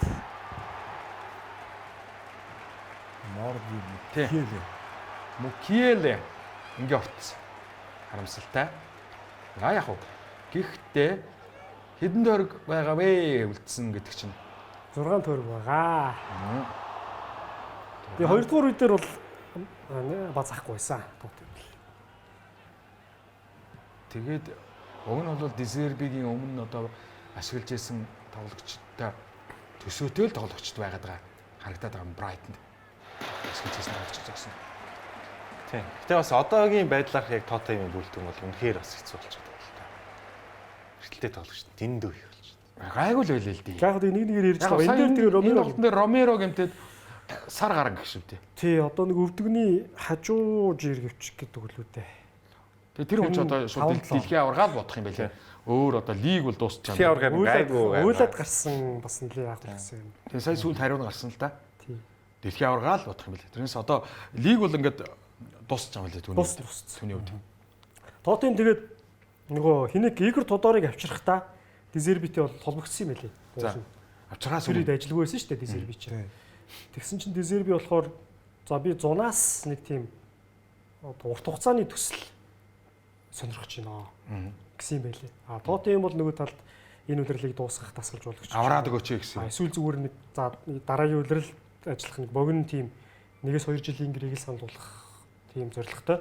А тэгээд Тодорыг авчирсан. Тэгээд Тодор нь болохгүй болонгууд Дезербитэй ингээд олон жилийн гэрээ гэж байгаа байхгүй. Тэгээд сая хийсэн үү? 5 жилийн. 31 хүртэл 5 жилийн гэрээ гэж байгаа. Тэгээд Дезерби болохоор ирээд үүжилсэн гэхээр одоо яг манайх нэг л хожчих юм бол ингээд цаашаага хожиж Өвөрнөө. Одоо нэг л хожил хэрэгтэй нэг байхгүй. Гол асуудал нь тоглогчдын тархинд байна. Хожиж чадах уу гэдэг айцтай болцсон. Тийм айцтай болцсон. Сэтгэл зүйн маш тийм их зөвлөгөө хэрэгтэй болцсон. А нэг хожоод эхэлчих юм бол асуудалгүй. Хамгийн гол нь яралтай л хожих хэрэгтэй байна. Бүртийн драмат хожигдсон байх та. Энэ үйлрэл Тоттенхэм тоглолтын эхний гоолыг алдсан 18 тохиолдлоос одоо энэ чинь 19 энэ 10-аад 19 болж байгаа. 19 тохиолдлоос хожоо. Эхний гоолыг алдсан 19 тохиолдол. Тэгвэл сэтгэл зүй бас тааруул тий. Эхний гоолыг алдчихвал босож эргэж ирэх тийм Үгүй ээ, юу штэ Манчестер Юнайтед гэдэг баг чинь баг 2-3 жил дарааллаад хожино гэдэг тийм ихтгэл тамирчид нь байхгүй болчихсон шигсэн. Тэгсэн чи яг л тэр бүрэлдэхүүнээр одоо хожоод эхэлсэн чинь хожоод байгаа шүү дээ. За ингээ Он гараад хожил байдаг бай. 15 тоглолт. 26 оны 14 тоглолтод хожил алга бай. Гэтэ Дезерби би бас маш юу дасалжуулагч гэж бодсон шүү дээ. Зоригтой өөрийгөө сорих дуртай тий. Тоттенхэм яг энэ үед бол Яг зарим ихэнх дасалжуулагч бол ирэхгүй шүү. Ийм багт. би Одоо нөгөө харин олон жилийн гэрээ учраас Марсел байсан учраас Дезербиг мэднэ л дээ. Довтлогоог бол маш сайн зохион байгуулдаг юм. Одоо дараагийн тоглолтоос Тоттенхэм бол голтон. Зүгээр хамгаалтын асуудал Дезербид байдгийг. Ер нь. Яг тийм. Тэгтээ гоё л доо. Брайтныг л 6-ад оруулсан юм шүү Тий. Тоттенхэм бол уусаа довтлох ёстой бүрэлдэхүүнтэй баг шүү дээ. Тий. Довтлогоог бол сайжруулдаг шүү. Тэгээ шууд л 4-3-3 гэсэн хэлбэртэй тоглоод гисэн. Ер нь 4-1-2-3 ч юм уу. Тэгсэн л дээр л дээ. дээ. Шавис юмсыг бас гараанд лав гаргасангүй. Сэлгээр оруулж ирсэн тий. Тэгээд Шкинскийг бас гаргасан гэдэг ч юм уу тий. Сонирхолтой зүйлүүд бол Дезербигийн одоо зүгээр одоо ингээд харалта Марселд авчирсан тоглогчд нэгэнгүүд Амин Гүри өмгөж зэмсэлт цайтай. Тэмстэй. Хувийн тоглолт цайтай. Ганцаараа ерөөсө момент таарах юм бол амиатдаг. Тийм хүн шүү дээ. Пашао бас тийм. Ерөөсө хурд түнчээр бүхнийг шийддэг. Тийм хүн байж байгаа шүү дээ. Гринвуд мөн адил. Ерөөсө багийн тоглолт хийдэг хүмүүс байхгүй. Тэр урд нь. Одоо тийм тоглогч нэг нь байна. Коломони, Шавис Симонс, Шарлисон Боломж нь байгаад байгаа байхгүй. Яг л таарад. Соланке гэж урд нь байна. Тэгээд өмнө Брайтонд байхдаа Велбек гэдэг тоглогчтой болоод байсан. Болгоод байсан. Одоо эн чинь Ричарлсон, Соланке чинь тохирно үстэй бараг л. Тийм. Шарлисон, Соланке. тэгээд урчин дээрээс нь Лидс очичлоо. Тэгсэн. Тэгээд Тоттенхэм Слав 6 оноо тасраа авцсан. Лидсийг бол одоо тэгээд баяртай гэсэн дээр хөө. Тэгээ одоо ерөөсөө ингээд дөрвөн багийн өрсөлдөөн байсан. Ингээд Тоттенхэм, Ноттингем, Вестхэм гээд гурвал үлдчих шиг байна. Ангиас сая Лидс гараа авчив. Лидс гараа авчлаа. Савнан дээр би тожоод нөгөө Бруно Фернандеш дамжуулаад Касемиро мөрөгчлээ. Төрүүлж асуугдаад гэртээ харцдаг штэ. Тэгээд Лидс чи ер нь бол энэ жил нөгөө герман салжуулагч юм блэ Барка юм блэ. Daniel Fark. Энийний чинь нэг юм довтлооны юу нь бас амар штэ хайчин. Яг урагшаа довтлоо сөрөг мөргөн. Үнгүү хоёр давтлагч авцраа нөгөө нь үзээдэх юм. Тэгээд манай хүн чинь хамгаалж бас чаддаг юм л да. Хүн чинь. Тэгээд Лидсэд яг тэр герман салжуулагчийн тэр довтлогоо амар ягаад том агуудыг Лидс энэ жил бас сонцсон штэ. Том ер нь сайн үзэж байгаа. Ямар ч хогийн эсрэг хамгаалахгүй байгаа. Дандаа л. Өөрснөө оруулсан голоосоо их гол алдаад хожигдох голлууд байгаа. 2-2 3-3 гэсэн Тэр ер нь бол их довтолж байгаа. Их довтолж байгаа. Тэгээд тэр аимшигтай довтлогоон сая юунд Манчестерт орчлоо авчлаа Юнайтед. Орчлоо. Манчестер Юнайтедтэй чинь 4-4 тэнцдэг. мөн биш үү? Борнмут Юнайтед хоёр 4-4. Ливерпултэй 3-3 гарлаа тэнцтэй. Тэг тий. Челситэй 2-2 болчихсон. Танака гол. Челсиг бүр хожчихдаг үстэй. Челсиг нэг хожоод нэг тэнцсэн. тий. Танака Бас гол. тэнцдэг ч гэсэн 2-2 маяг. Тий 2-2. За тэгээд Тоттенхэм ингээд 14 тоглолтод хожоогүй байгаа. За 2008 он Derby County 18, 2003 он Sunderland 17, 1993 он Swindon Town 15 тоглолтод хожоогүй Хуанлын жилээрээ цувралтай байдаг бол энэ 3-ын араас 4-р нь Тоттенхэм болж орж ирлээ 14-тэйгөөр. За энэ цуврал бол тасрах болтугай гэж. Тэгэхгүй бол бас гой баг доотлогор бүр үнэхээр унах Бүрэлдэхүүнийг харахаар шоолоод байсан чинь нэр яа давхад тийшээ яваад орчих юм. Зүгээр Одоо тоглоод Brighton ирсэн ч нөө. Одоо аль нэг багт ингээд өгөхгүй байгаа сте. Одоо Юу ч үлдээгүй. авмаар шүү дээ. Та ч одоо айгүй тийм өглөгч байсан шүү дээ. Асаас. Өгнөө. Өгч үлдээг байх. Одоо бол авах цаг ирсэн. Ч одоо энэ өнгөрсөн жилийн энэ үед Европа лиг одоо финал руу явж исэн баг. Европа лиг төрүүлж исэн баг одоо унна гэж одоо Аврагуудын лигт ихний 8-д орсон юм. ихний 8-д орсон баг. Тоттенхэм нэг юу алах энэ үлрэл. Зүгээр шоглож хэлж байгаа шүү. Нэг чадвар алга. Юу юм? Пеналт авч чаддгүй юм байна. Нэгч пенальт. Нэгч пеналт авав. Тэгтэл нөгөө талаас Сая нэг авсан чинь вар үзээд болчихсон. Угаасаа танах аваагүй юм байна. Энэ угаасаа авахааргүй юм байна. Гэхдээ тийм бужигнсан тоглогч нар кат хийдэг тоглогч байхгүй байх гэсэн үг шүү дээ. Харин Брентфорд нөгөө талд нь 9-ийг аваад ийцэн байж. Үлрэл дуусгах чахт пенальт аваагүй нэгтгэж өгч байгаа юм байна тий. Нэг Таны интернет заагаагүй байгаа. Бүр заагаагүй тий. Зөхөө Сая бол заасан алдсан биш. биш. Тий. Тэнгүүд сая вар үзээ боловч гарч байгаа болчихж байгаа. Яг ингээд заагаад. Нөгөө бусад багуудыг харах юм бол айвал доотлол нь 3-4 пенальт авцсан маа та. Гэхдээ яг үндэ Сон Кенийг бол үнэхээр бүр өгүүлэхээр лээ. Сон нэг гэсэн. Тэр чинь Үнэхээр яг өгүүлэхээр. дэлхийн хэмжээний топ тоглогч. Үгүй Тоттенхэм дээшээ өгүүлэхээр дэлхийн хэмжээний топ тоглогчтой л байна. Одоо нэг ганц пенальт авчвал дийдлэгт үлдэх гээд. Тэр үедээ Сон Кен хоёрыг бусад одоо тамирчдаар нь өрдүүлээгүй шүү дээ. Тэр хоёрыг зүтгүүлсээр байгаа л тэгэл явуулсан шүү. Тэгэл одоо Тэр нэг стадиум барьснаас болсон гэсэн. харин тий. Тэр хоёр яагаад батарей дуусаад ажиллаад ингээд яасаар байгаа. Тийм. Одоо тэгээ Солонке бол одоо дундчаас байсан хүн харалт. дунджаас одоо 10 оноо довтлогч нар гэдэг бол нэг 4 номерын 4 оноотой л довтлогч шүү дээ Солонке бол. За хэдүүлээ шилжихгүй бол цаг нэлийн талис. Хойлондоос шилжээд баруун лоо. гүүрэн дээр очио. Гүүрэн дээр юу болов хаа? Юу болох вэ? Эний баруун зүүнд бас гоё юм За сууж. хин үе бол бас үтсэн тий. Цугаараа хожигдсаас. Цугаараа Энэ би нэг Арсенал Ситигийн лигийн цомын тоглолтыг нэг давтаад үзчихүүл гэж бодсон юм тоглолтыг. Үгүй Сити харин одоо эсрэг баг нь Арсенал байна уу? Челси байна уу? Ямар ч юм хамаагүй болчих. Энд чинь ингээ 2 дугаар үехлээд Энэ оор аял чи ямар өндөр юм бэ? энэ чинь өсөөд байгаа. Метр хэдтэй бэ? 90 гарсан бах уу? 90 Арсенал дээр бас уг хүн чинь ингээ мөрөгчөө өстэй. тий. Чи одоо зүүн зүгрийн хамгаалтанд тоглож байгаа. 6 гол 2 дугаар сар гарснаас хойш 6 гол оруулснараа. Зүүн хамгаалагч нар Хаалттай. солигдоод л байдаг байсан. Одоо Гвардиола зүүн хамгаалагчаа бүр ингээ солихгүй энэ хүнийг тогтмол болчихсон шүү дээ. Тийм тэгээд бүр хагас магас руу тоглуулж. Эднүүрийн чинь бүр За ингээ энэ хар. Ран Ширки бүр бож Энэ юмсан. ястаа нэг ухааны дамжуулт байсан. Энэ үний ур чадвар бол бас Чи ихтэй голоор Орайлын дамжуултыг бас өгсөн юм шүү дээ. тийш. энэ ширки бас аюу тийм дөрөнгүүд Ширки шиг тоглогчийн ингээ 40 сая аавна гэдэг бол бас яг дөрөнгүүд тоглогч л доо. Харин тийм байгаа. Нэг аюултай нь Энэ бол зурсан тактикаар тоглохгүй шүү дээ. Өөрийнхөө шийдвэрийг л гаргана. Пеп харин тийм тоглогчийг хүсэл эхлээд Докуг авчирсан. Авдаггүй Дараа байсан шүү дээ, уг нь. нь тийм Савиньог авчирж үзсэн болоогүй.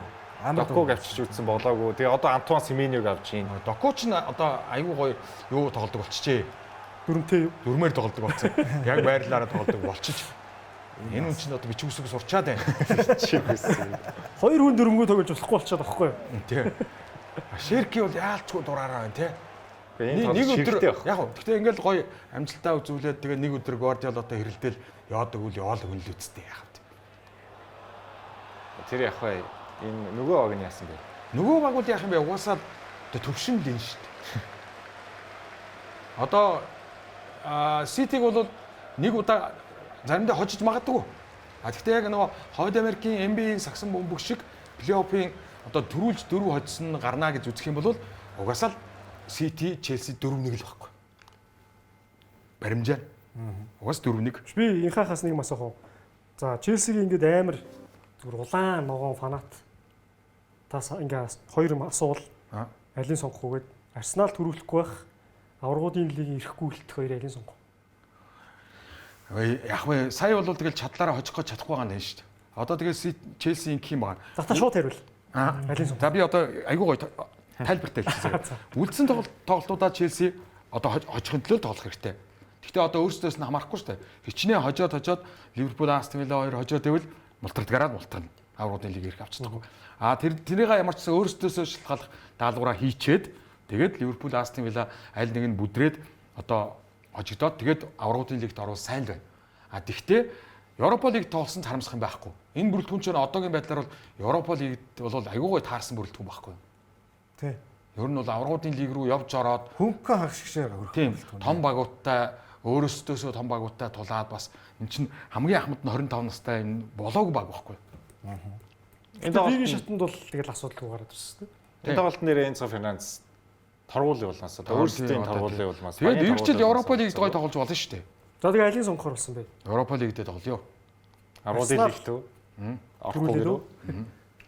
Европа лигт л тоглох хэрэгч. Челси дарин Арсенал төрүүлнө үү баг юу н хамаагүй одоо аврагуудын лигийг л ирэхээ авах гад зүтгэх байл гэт. Одоо харин тэгэл үлдсэн тэгээ хожол үзэн шүү дээ. Тэр нь дунд нь яаж их Тоттенхэм байгаад байгаа. Та тэр Энцо дээр юу гэж бодож байна? Манад хожигдох ёстой багсуудын нэрсэн дунд Тоттенхэм байгаад байгаа юм. Энцо дээр юу гэж бодож байна? Энцо Реал руу явсан зүг бохоо тий? Биш ээ өөрөө нөгөө одоо торгосон шалтгаан нь бол тэгээд байна шүү дээ. Тэр зөв шүү дээ. Зөв үү? Хуучны домгууд Челси чинь бас нөгөө домгуудтай шүү. Одоо Юнайтедтэй бол тоглоно гэж л. Тий, тэр домгууд бол бүгд ууралсан байхгүй. Чи одоо Хэм бэ? Уг нь хамгийн үнэтэй ирчээд байдаг. Хөө бүр одоо хамаагүй Диего Коста хүртэл тэнчээрээс ууралсан шүү дээ. Гэхдээ нөгөө Челсигийн нөгөө бүр том домгуудаа гэхэд Коста моста ууралсан шүү дээ. Тэр чинь харин Челсигийн би ярих гэдэг нь Челсигийн хувьцаалах хөрөө тийм л болчиход байгаа юм шиг санагдаад байхгүй юу? Тэг ямар ч тийм одоо ах цах ч гэдэм өв соёл байхгүй тий. Дээдх нь нөгөө менежмент нь бас тийм зүгээр бизнесгээ харцсан энэ багийн легаси байхгүй болсон. Айвэр яг хөө. Тийм байна. Ер нь бол яг хөө нөгөө нэг залуу бүрэлдэхүүнтэй баг ч нөгөө цацаа цалгаатай ямар л бол ямар тоглолт үзүүлж магадгүйгийн улмаас өнгөрсөн жил яг нэг тийм нэг юм клубүүдийн дэлхийн авраг гэдэг нэг хэдхэн тоглолт байна шүү дээ. 6хан тоглолт тэрэн дээр энэ залуучууд чинь ингээ гялцсан байхгүй юу? Яг ингээ урт 38 тоглолт гингүүт чинь зөндөө тийм алдаа гарч ирж байгаа шүү дээ. Тийм дээ. Талбай дээрх яг нөгөө талбай гадна ч гэсэн чинь тийм явах хэрэгтэй шүү дээ. Талбай гаднах амьдрал бол жоохон Челсигийн хувьд бол хэцүү л байгаа юм шиг. Яг Рис Джеймс угаасаа удаан тоглох байлгүй багтаа. Тэгээд одоо багийн ашир туршлагатай том одоо юу үлдэн шүү дээ. Рис Джеймсээр л явах гэдэг шүү дээ. Тэгвэл бол Тиаго Силва байх үед сая эднэр чинь бас дажгүй шүү дээ. Хөрхөн аврагуудын лиг мэг тий. Энэ хоёр өөрөө тоохгүй бол тэгээ хамаагүй бохоо. Челсигийнх нь адилхан л байгаа. Одоо бол Челси дээр би одоо ингээд сандраал ингээл нэг юм амжилтанд хүрсэнгүй энэ төргээл нэг тийм бачимтаа болцсон шүү дээ. Аврагуудын лигт 2 удаа төрүүлчлээ. Европа лигт 2 удаа төрүүлсэн. Сүүлийн 10 жил төр тийм шүү дээ. Премьер лигт 2 удаа төрүүллээ. Одоо тийм яарах юм бол байхгүй болсон байхгүй. Харин дахиад шинэ баг бүрдэг. Тийм. Яарах юм байхгүй гэхдээ ирээдүйд чинь жоохон хэцүү санагдаад байна шүү дээ. Яг тэгэхээр нөгөө тэр дээдлийн удирдлагууд чинь жоохон удирдлагууд нь ийм байгаа зэгт. Ийм байгаа зэгт бол тэгээд солигдохгүй бол гэж. Тэгээ одоогор бол тийм. Ер нь чи гэхдээ одоо нэг юм анзаар. Бүх багууд одоо бүх багуудын удирдлага ийм болно. Ирээдүй цаг энэ рүү явж байгаа бизнес гэж шаардна. Угаасаа ийшээ явж байгаа. Одоо хуучных шиг тийм ам бүлэрээ гэр бүлэрээ гэртээ гуралдаач лигээ суудаг цаг өнгөрцөн байхгүй. Бүгд тийм болно. Тэгвэл хөлбөмбөгийн фанатууд багсан да. Яг багасч болно, ихсэж болно. Бид нар мэдэхгүй ш таамаглахгүй. Юм чи ингээд юм ховсон өөрчлөгдөж байгаа. Асар хурдцтай ховсон өөрчлөгдөж байгаа хорвоо ертөнцид бид нар амьдарч штэ. Тийм үстэй. Үгүй. Гэхдээ Премьер лигийн одоо жишээ нь 20 багаас нэг 13 4 нэг нөө Америк эзэнтэй болсон юм байл.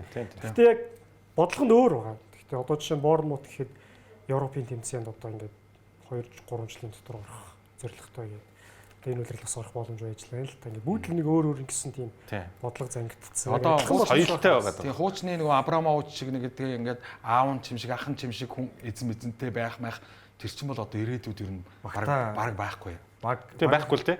Гэтэ соёл багийн соёл гэж юм байх хэрэгтэй шүү дээ. Яг тэгэл өөрчлөгдөж шүү юм чи. Нөгөө юу лээ? Багтаа чин сэтгэлээс хайртай тоглолт болгоны нэрж үзээд л дэмжээл орлоод байдаг юм байна. Тийм. Одоо чинь манай урлаг дээр тэгэл жишээ нь явахад хуучин киноны хамт олон кино урлаг театр гэдэг чинь ямар одоо ямар байгаа гэж бодож байна? Эрсдэс бүр өөр болсон. Энэ дургуун хүмүүс маш их байдаг. Бухимддаг хүмүүс зөндөө байдаг. Гэхдээ ялч ингээл цаг хугацаа ч ингээл явна шүү дээ.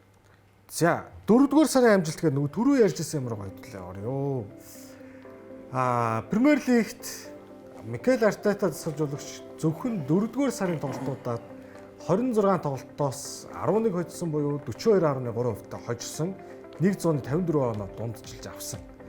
Пеп Гвардиола арай удаан ажилласан мэдээж. Тэгэхдээ 39 тоглолтоос 31 хоцсон буюу 79.5% хождог. 26-аас 11 гэдэг чинь эвгүй вэ шүү. 11 хожил, 8 хожигдол, 7 тэнцээ. Эвгүй вэ тий? Онооны дунджаар л бүтэн нэг бүхэл зөрүүл. Пеп ч уусаа 4 сард л бариад ирчихдэг гэстэй. Эсрэгээр л харагдаад байна тий энэ ерөөсөө. Сити 4 сард зүгээр гайхамшигтай тоглодог. Арсенал 4 сард ундаг гэж юм. Сити 19 тоглолт, сүүлийн 19 тоглолтоос ганцхан хожигдсон. 9 тоглолтод хожигдоогүй явж байна. 6 хожоод шинэ Гвардиола өвлийн солилцооны 8-ны цонхоор том 8 хийж одоо удирлыг 2 хуваагаад шүү дээ. Эхний хэсэг. Тэгээд нодлон бас солилцоо 8-аар өөрчлөөд 2 дахь хэсэг шал өөр баг болж дайрдаг. Хуучин бол Премьер лигийн багууд чинь өвлийн солилцоо 8-ыг бол нэг тоодогчгүй байлаа шүү дээ. 8 цонх нэгжлээдэг. Ерөнхийдөө 9 сард хамаг одоо хичээл бүх юма базаагаад тэгээ өвөл рүүгээ ордог. Тэгсэн чинь одоо Гвардиолагийн зарчмаар бол өвлийн солилцоогоор дахиад өөр баг болоод дахиад алдаа оноогоо өөрчлөөд хүмүүсээ явуулаад яхаагаад хагас жилээр тоглодог болчихлоо шүү дээ.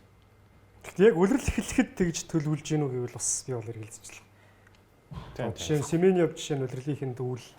Гэтэ яг өөр багч өнгөрсөн жил ч гэсэндээ Мармуш өвөл Сити рүү явна. Усаанов бүр сургаггүй байж байгаа л яг он гарангууд гинт ингээл 8-нуудыг л. Яг ингээл Родригийн гинтл яг юу Сити бол улирлыг 2 хувааж үзээд байна. 2 янзын 2 өөр тоглолт гэж үзээд байна. Бусад багууд нийт нь 9 сараас биш 8 сараас 5 сар хүртэл ерөөсөө нэг л лиг гэж үзээд байгаа юм байна. Зарим дасгалжуулагч бас наач сонирхолтой үзэг юм шүү. За 2 багийн үлдсэн тоглолт юм уу тий? За хоорондоо тоглох энэ уучрал юу бүхний шийдэх байх та. За одоо 6 онооны 6 оноо. Гарааг байгаа. Хоорондоо тоглоо. Нөхөн тоглолт нь Burnley Хаалстай. юм уу тий? Паластай одоо тэр хамгийн дор байгаа. Тэрний хуваар гарааг байгаа.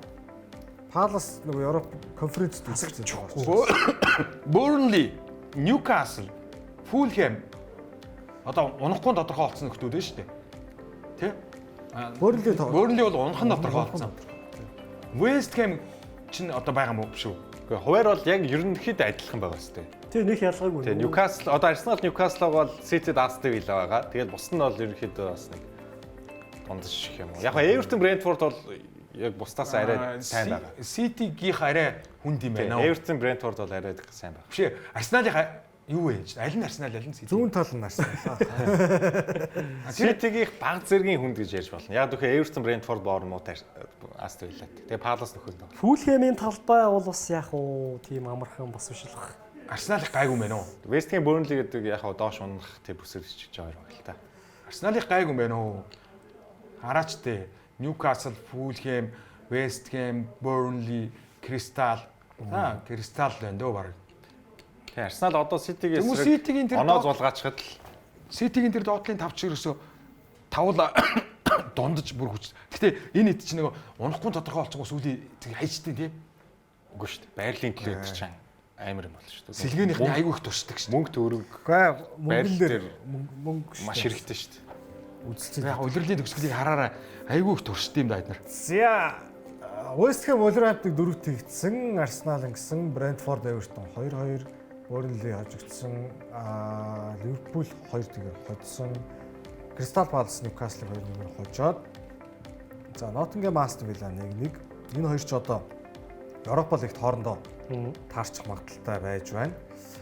Sunderland Tottenham 1-1. За сая ярьсан тоглолтууд. Өчигдөр шинэ харин Manchester United 2-1-ээр Leeds хожигдсон. Lisandro Martinez Ronnie Calvert-Lewin-ийн үсийг зулгааж үсцсэн байлээ. Манай тэр хүн сонирм болоо. Яг тэр хүнээс ер нь тиймэрхүү үйлдэлүүд гардаг юм аа. Тэр чинь нөгөө нэг юм бие жижиг, араамдуулна, тэрэндээ бол шарлах нь Тэгээ ер нь бол Магуайрын бас юу аягүй их дутагдж байгаа харагдсан. Тэгээд ер нь цаа чи бас Хуантны хөлгаараа уулзах гад болгож ордон шүү дээ Оо мэднэ. тэр нөгөө Беллингемиг ирдэг жил Америкт нөхөрсөд Батчер гэдэг очтой шүү дээ. Тэгээ хадуур ер нь бол. муухай хадаж ороод миний буруу. Яг тэр чинь нэг би жижиг бүх юмыг одоо дутуугаа нөхөх гэж их тийм байглаас бага өгдөлтөө хүн шүү дээ манай Лисандро Мартинес. За хүснэгт ийм болсон. Сая Арсенал Спортингийг 1-1 харьцаатай хоцсноор Португалч нөгөө коэффициентөөрөө их дээгүүр явж исэн юм. Баг улс одоо лигээрээ тэгсэн тэргүүлж яваа Английн баг нь тэр ойрхон нэхэж явсан Португалыг хожидсон чинь автоматар Англи бол 5 баг болсон. 5 ирэхтэй. За ашгүйд Арсеналда баярлцгаая бүгдээрээ одоо. Тэгээ сая Брентфорд, Эвертон хоёрын тэнцээгүй аль нэг нь хоцсон бол Челсигийн дээр бичигдээ. Ямар юм? Брентфорд, Эвертон хоёр. Яг гоо Брентфорд. Челси одоо дараагийн төрөлт юутай? Хоорондоо тоглолцсон байхгүй нэ хоёр. Гэхдээ яг ер нь бол Челси бол арайч одоо тэр доошо 7-8 руу орчихгүй гэж би бол бодож Одоо тэгтээ дараагийн төрөлт Брентфорд, Эвертон, Брайтон харин 6 дээр дуусчих магадгүй. Арийнхын 4 хожичвол Челси бүр 11 руу орчих юм шүү. Гэхдээ тэд нар чинь байнга хожоод Челси юутай байлаа. Дараагийн Тийм болохгүй.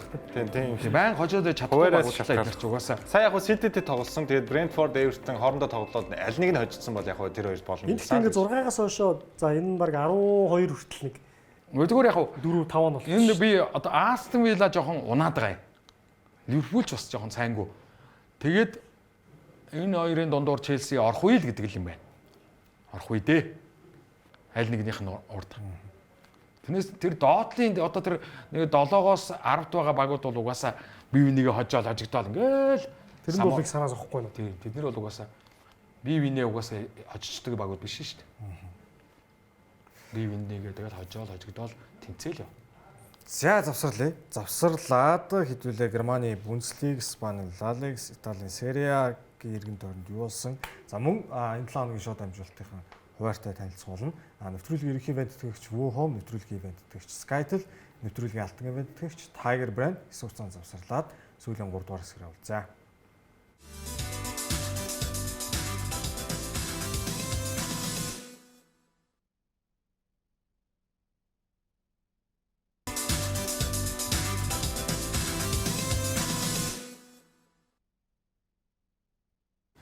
Нэвтрүүлгийн маань сүүлийн 3 дугаар хэсэг эхэлж байна. За Германы Бундслиг рүү шилжицгээе. Германы Бундслигт ерөнхийдөө зарим Премьер Лигт 1-2-ын байр ойртсон бол Бундслигт тийм зүйл болсонгүй. Энэ жил бол тодорхой болсон дөө ер нь тий. Хоёрт явжсэн Дортмунд. Талбай дээр Ливерпул. За Ливеркузен ч бас нэг топ 4-т орох гээд их оноо хэрэгтэй байгаа. Григор Кобл гэж нөхөр хаяа явсан. Инкийн тий. Григор Кобл. Цаар. Хоёр жилийн өмнө л Байерн эсрэг бас нэг. Энэ тэгээд энэ давтагч манаас та мөн удаан тий. Яасан ч алгуур юм. Ийм боломж одоо өөрт нь ахаа зөндөө гарч ирнэ л гэж боддог юм байлгүй тий. Хойноо нэг л биш л байгаа даа. За Роберт Андрих. За энэ залуу харин Германы шигшээг дэлхийн аваргад бас айгүй гоё хүч нэмэх байх шүү гэж би боддیں۔ Алонсогийн л одоо нээж илрүүлсэн хүмүүсийн нэг дээ. Тий? Энэс өмнө бол одоо сурах дэлхийн авар дээр одоо нэг нунж байгаа Германыг тий? Мохоо очтой. Сэргээд Нохоо Андрих гэж. яг Андрих юм. яг тийм очтой мó. Яг өчтөө бүр мохоо шиг хамгаалдаг хөхгүй наач. Худлаарай зайлтаа. Андрих. Чи өөрөө тийм очиж өгсөн юм шүү. Үгүй юу?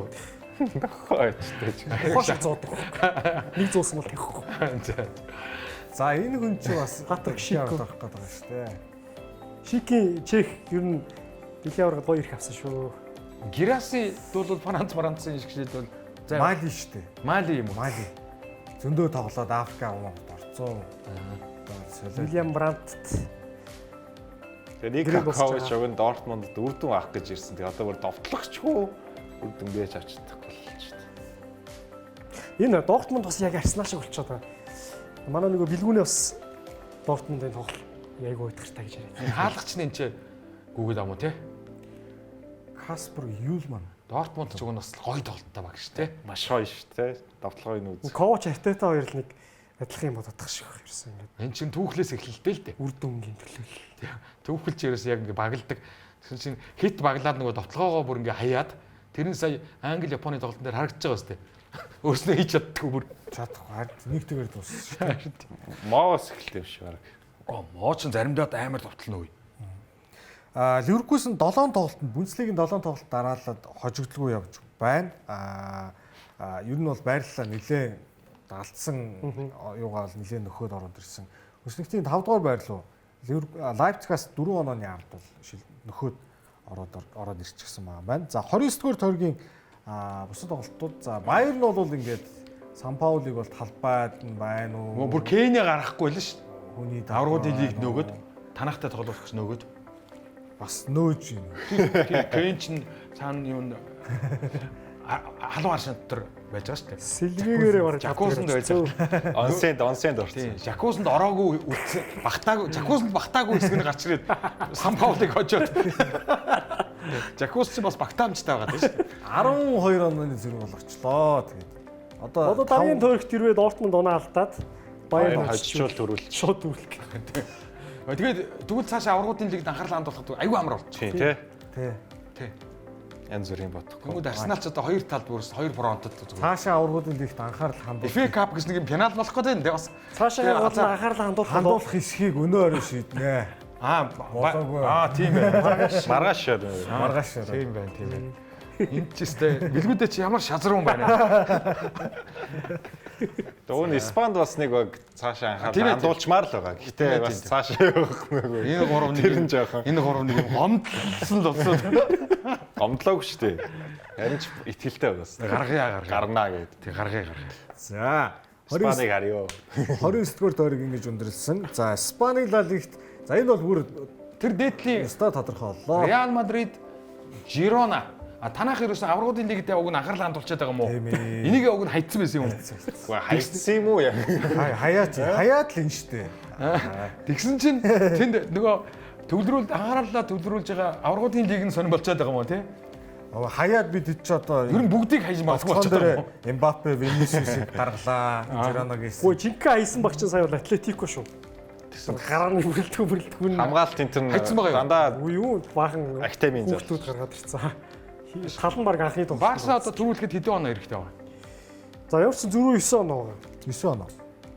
7 тоглолт. Тэгээ 34 дугаар тойрогт Реал Амар Мадрид олон тоглолт үлдсэн. хүлээж авна. Тэр тоглолтоор шийдэх болоо даа гэж бодлоо. Тэгвэл Реал ч бас энийг бол хаях болоогүй юм биш үү? Энэ дээр ч хаяагүй шүү дээ. Угаас Жироногийн. Яг энийг бол хайсан. Энийг бол хаяад Эмбапе, Винисиус. Дондуур нь заримыг хайж байдаг юм байна. Гэсэн улсуудаа гараанд гаргасан. Сонсож байна уу? Хаяад Эмбапе, Винисиус, Беллингемийг гаргасан гэж. Тийм. Хаяагүй Гараанд гаргасан. Танаад болоо Жакус Макус гэж байна уу? Заримыг хайж баяад байгаа юм тий. Тий. Хаяад л юм шүү тий. Хаяад тэгээд За энэ ч өөр одоо сонирхолтойгоор гоё явж байгаа баг гэвэл одоо Villarreal энэ жил ихт ажгүй байгаа шүү дээ тий. сая энэ жил аврагуудын лигт орж ирээд ёстой бүр юу ч болоогүй шүү. Champions League бол Билбао тэр хоёр өстой бүр утаарсан. Даасаа гэсэн шүү. Sociedad ихт ажгүй байгаа. Одоо нөгөө 5 ирэхий ч одоо дахиад Испани авах магадaltaй л явж гин уул. Битис тэгэх юм бол Битис орж ирэх магадaltaй. За тэгсэн чинь юу лээ? Италийн Serie A-ыг 32 дугаар тойрог Рома 3 гол оруулж бас бид бас гол оруулдаг юм шүү гэдгээ үзүүлжээ. Кремонесе нөө улирлыг гангаа ихлүүлсэн чи одоо сүүлд ерөөсө хожигдоод болдгоо. Хураас өрөнгөө цацад дуусч. Милан яасан бэ? Милан байдгүй. Милан одоо Овоо ойртуулж ирснээ байхгүй. гिच болсон. Юу Юу вэ чин дөрөвдөө ороод ирсэн. Тийм Комо сая Интер хоёр алаан болсон. Тий. Йоо, Тэгэхэд 7. хийж мис. Ювентус дөрөвдөө орсон. харин тийм. Энд ч одоо бид нар бүр ингээд цаашаа доошоо явчлаа гэж одоо санаа амарсан чинь буцаа ороод ирэх юм. Талантаг хожоод. Яг нэг өнөөний ил зөрүүтэй бол. Комо 2 тэг болгож эхлүүлээд 4-ийг алдчихсан. Нико Пас голын дамжуулалт гол оруулаад эхэлсэн тий. Нико Пас гэж одоо мундаг хүн байна шүү дээ. Комо ч энэ үлрэл Serie A нийт алдсан гоолынхаа 30% Интерт алдсан гэнэ. Би тэр тоглолтыг үзлээ. Комо Интерийг. За. Комод нэг сул тал бай. Хаалгач асуудал байна. Хаалгач асуудал байна. Хаалгач нь юм бэ? Комогийн хаалгач бол ер нь их Иракц удаантай дандаа хоцордсон юм байна. Зарим нь бүр ингээд гээл ингээд хамгаалагч нар руугаа Жан Бүтез юм. тий та нар цохиулчлаа штэ гэсэн маягтай л тийм бас нэг тийм хүн биш шүү. Тэгэхээр нөхөр бас 32 тоглолтоос 15 клин шит гэж шүү. хаалгачиг бас жоохон ингээд юу Уг нь Комочийн үлрэл их цөөхөн гол алдчихж байгаа. Хамгаалалт бол 26 гол алдсан байгаа хаа. Тэрнийх нь 8-ыг нэр Интер хийсэн. тэгээд Цеск Фабригас сарын шилдэг дасгалжуулагч болсон Италийн Serie A-гийн. Тэгээд дээрэс нь энэ Комогийн тоглолт чинь Тики Така гэдэг. Тийм айгу гоё. Би бол одоо Италиас тань шиг одоо ингээд лиг болгондыг багт болох гээд байгаа. Чи ямар багт олчих вэ? Комо гэдэг. Албан ёсоор бүртгүүлсэн юм уу? Бүртгүүлээ. Яаж бүртгүүлж юм? Италийн фэнүүд яа. Ер нь Чи Италиас багт оллоо юу? Италиас би баггаа. Болох юм уу? Дими ч юм одоо тэр баг нь онцох вэ. Би Англиас нэг багтай болсон юм аа. Ямар баг? Лестер. Лестер ч одоо бүр 3 дугаар Чемпионшипээс унах гадаг шүү. Гэхдээ чи хаяа 3 дугаар лигийн мэдээ оруулал та тэр зөвшөөр юм. Гэхдээ харин тэгс. 3 дугаар лиг иймэрхүү байна гэдэг. гэдэг. Ингэж бодохгүй. Нөгөө Испаноос одоо ингээд за ингээд хоёр том багийг дэмждэг ингээд хоёр хүн энэ хоёр диваны хоёр зах сууж байна. Тийм. За нэг нь ингээд Лестерийг дэмжсэн чинь нөгөөх нь 3 дугаар лиг рүү очих чинь. Нэг нь Тоттенхэмийг дэмжсэн чинь нөгөөх нь доош явах. Тоттенхэм Лестер хоёр 3 дугаар лигт уулзсан нэг гээд байгаа юм уу? Гөө. Ер нь ингээд Юм тийм санаа. баг унах гэдэг шүү хэвчээ. Хүү хүү аа. Би тэгэхэд Rex мэд дэмждэг. Хоёр багаараа доор уулзъя гэдэг шүү. Би тэгэхэд Англиас Rex мэд дэмждэг ш. Манайх бол дандаа дэш. Дандаа дэш. 7-оор орсон байгаа шүү. Үргэлж дэш. Southampton 6-аар орсон. Тэгээд Coventry орохоор болцож байгаа шүү нэрээ. За Европа лиг, Конференц лиг хуваар за дамжуулагдахгүй нэг тоглолт нь Аяк Афин, Райо. За ногоон нь бол конференцийн баг. Фиорентина, Кристал Палас энэ чинь нөгөө дандаа 3-2 2-2. Конференцийн асуудлууд бол ер нь нэг тал руу гарсан. За ихний 0-0-45-2 тоглолт цаг сунгах магадлал бол ер нь бага юм байна тий. Ер нь гайг баха. Гайгууха. Фиорентина Палсыг эргэж ирж мэрээд гэж бол надад бол буухгүй. Харин үнэхээр буухгүй. одоо манайх ч уртаашаа 5хан суугтай харин Тавхан гэдэг шүү дээ. эхний тэр 0-0-45 тоглолт цаг сунгачаар арих руугаа давж орчул гэдэг юм асуудалтай. Тэнгүүд Алкмар гайгүй байна. ч гэсэн одоо Алкмар магадгүй Шахтёртэй бас тий ганга үзчих. Фиорентина Би бол Фиорентинад ердөө итгэхгүй. Гэртээ ч гэсэн Монскин тэгээд тоглохгүй байх сүүлийн хэмтэлтийн бах та. Аяк Афин бас Райог яа тийм бол доо. Тэр нэг-нэгээр тэнцсэн хоёр тоглолтоос боссон ч ер нь тийм байна. Вилла Паркта Астон Вилла Болониг бол авчих байхаа. Ноттингем Порту бас сонирхолтой л тоглолт. Страсбург бол эргэж ирэх гэж үзнэ. За ингээд Европа лиг конференц бол арай болов. Европа лигийн хасагтай шүү дээ. Болоны тусам айхтар шүү. Болоны бол Астон Виллад бол ерөнхийдөө дууссан мэт дээ. Хожигдсан мэт дээ. хэцүү хөө. Энэ тоглолт дуусаад гял сайхан Биг Бен мандэр очиж зураг мурга ахуулцгаагаад. Тэгнэс дээ Лондон Бридж энэ төр очоод Лондонд ирснийх тийм үстэй. Лондон айн тэр үзээд. Лондон биш Бирмингемд очиж штин чи нэрээ Астон Вилла. Тийм шүү дээ. Тийм штин нэрээ. Тэгээ Лондонгоор дайрхалах таа гэдэг.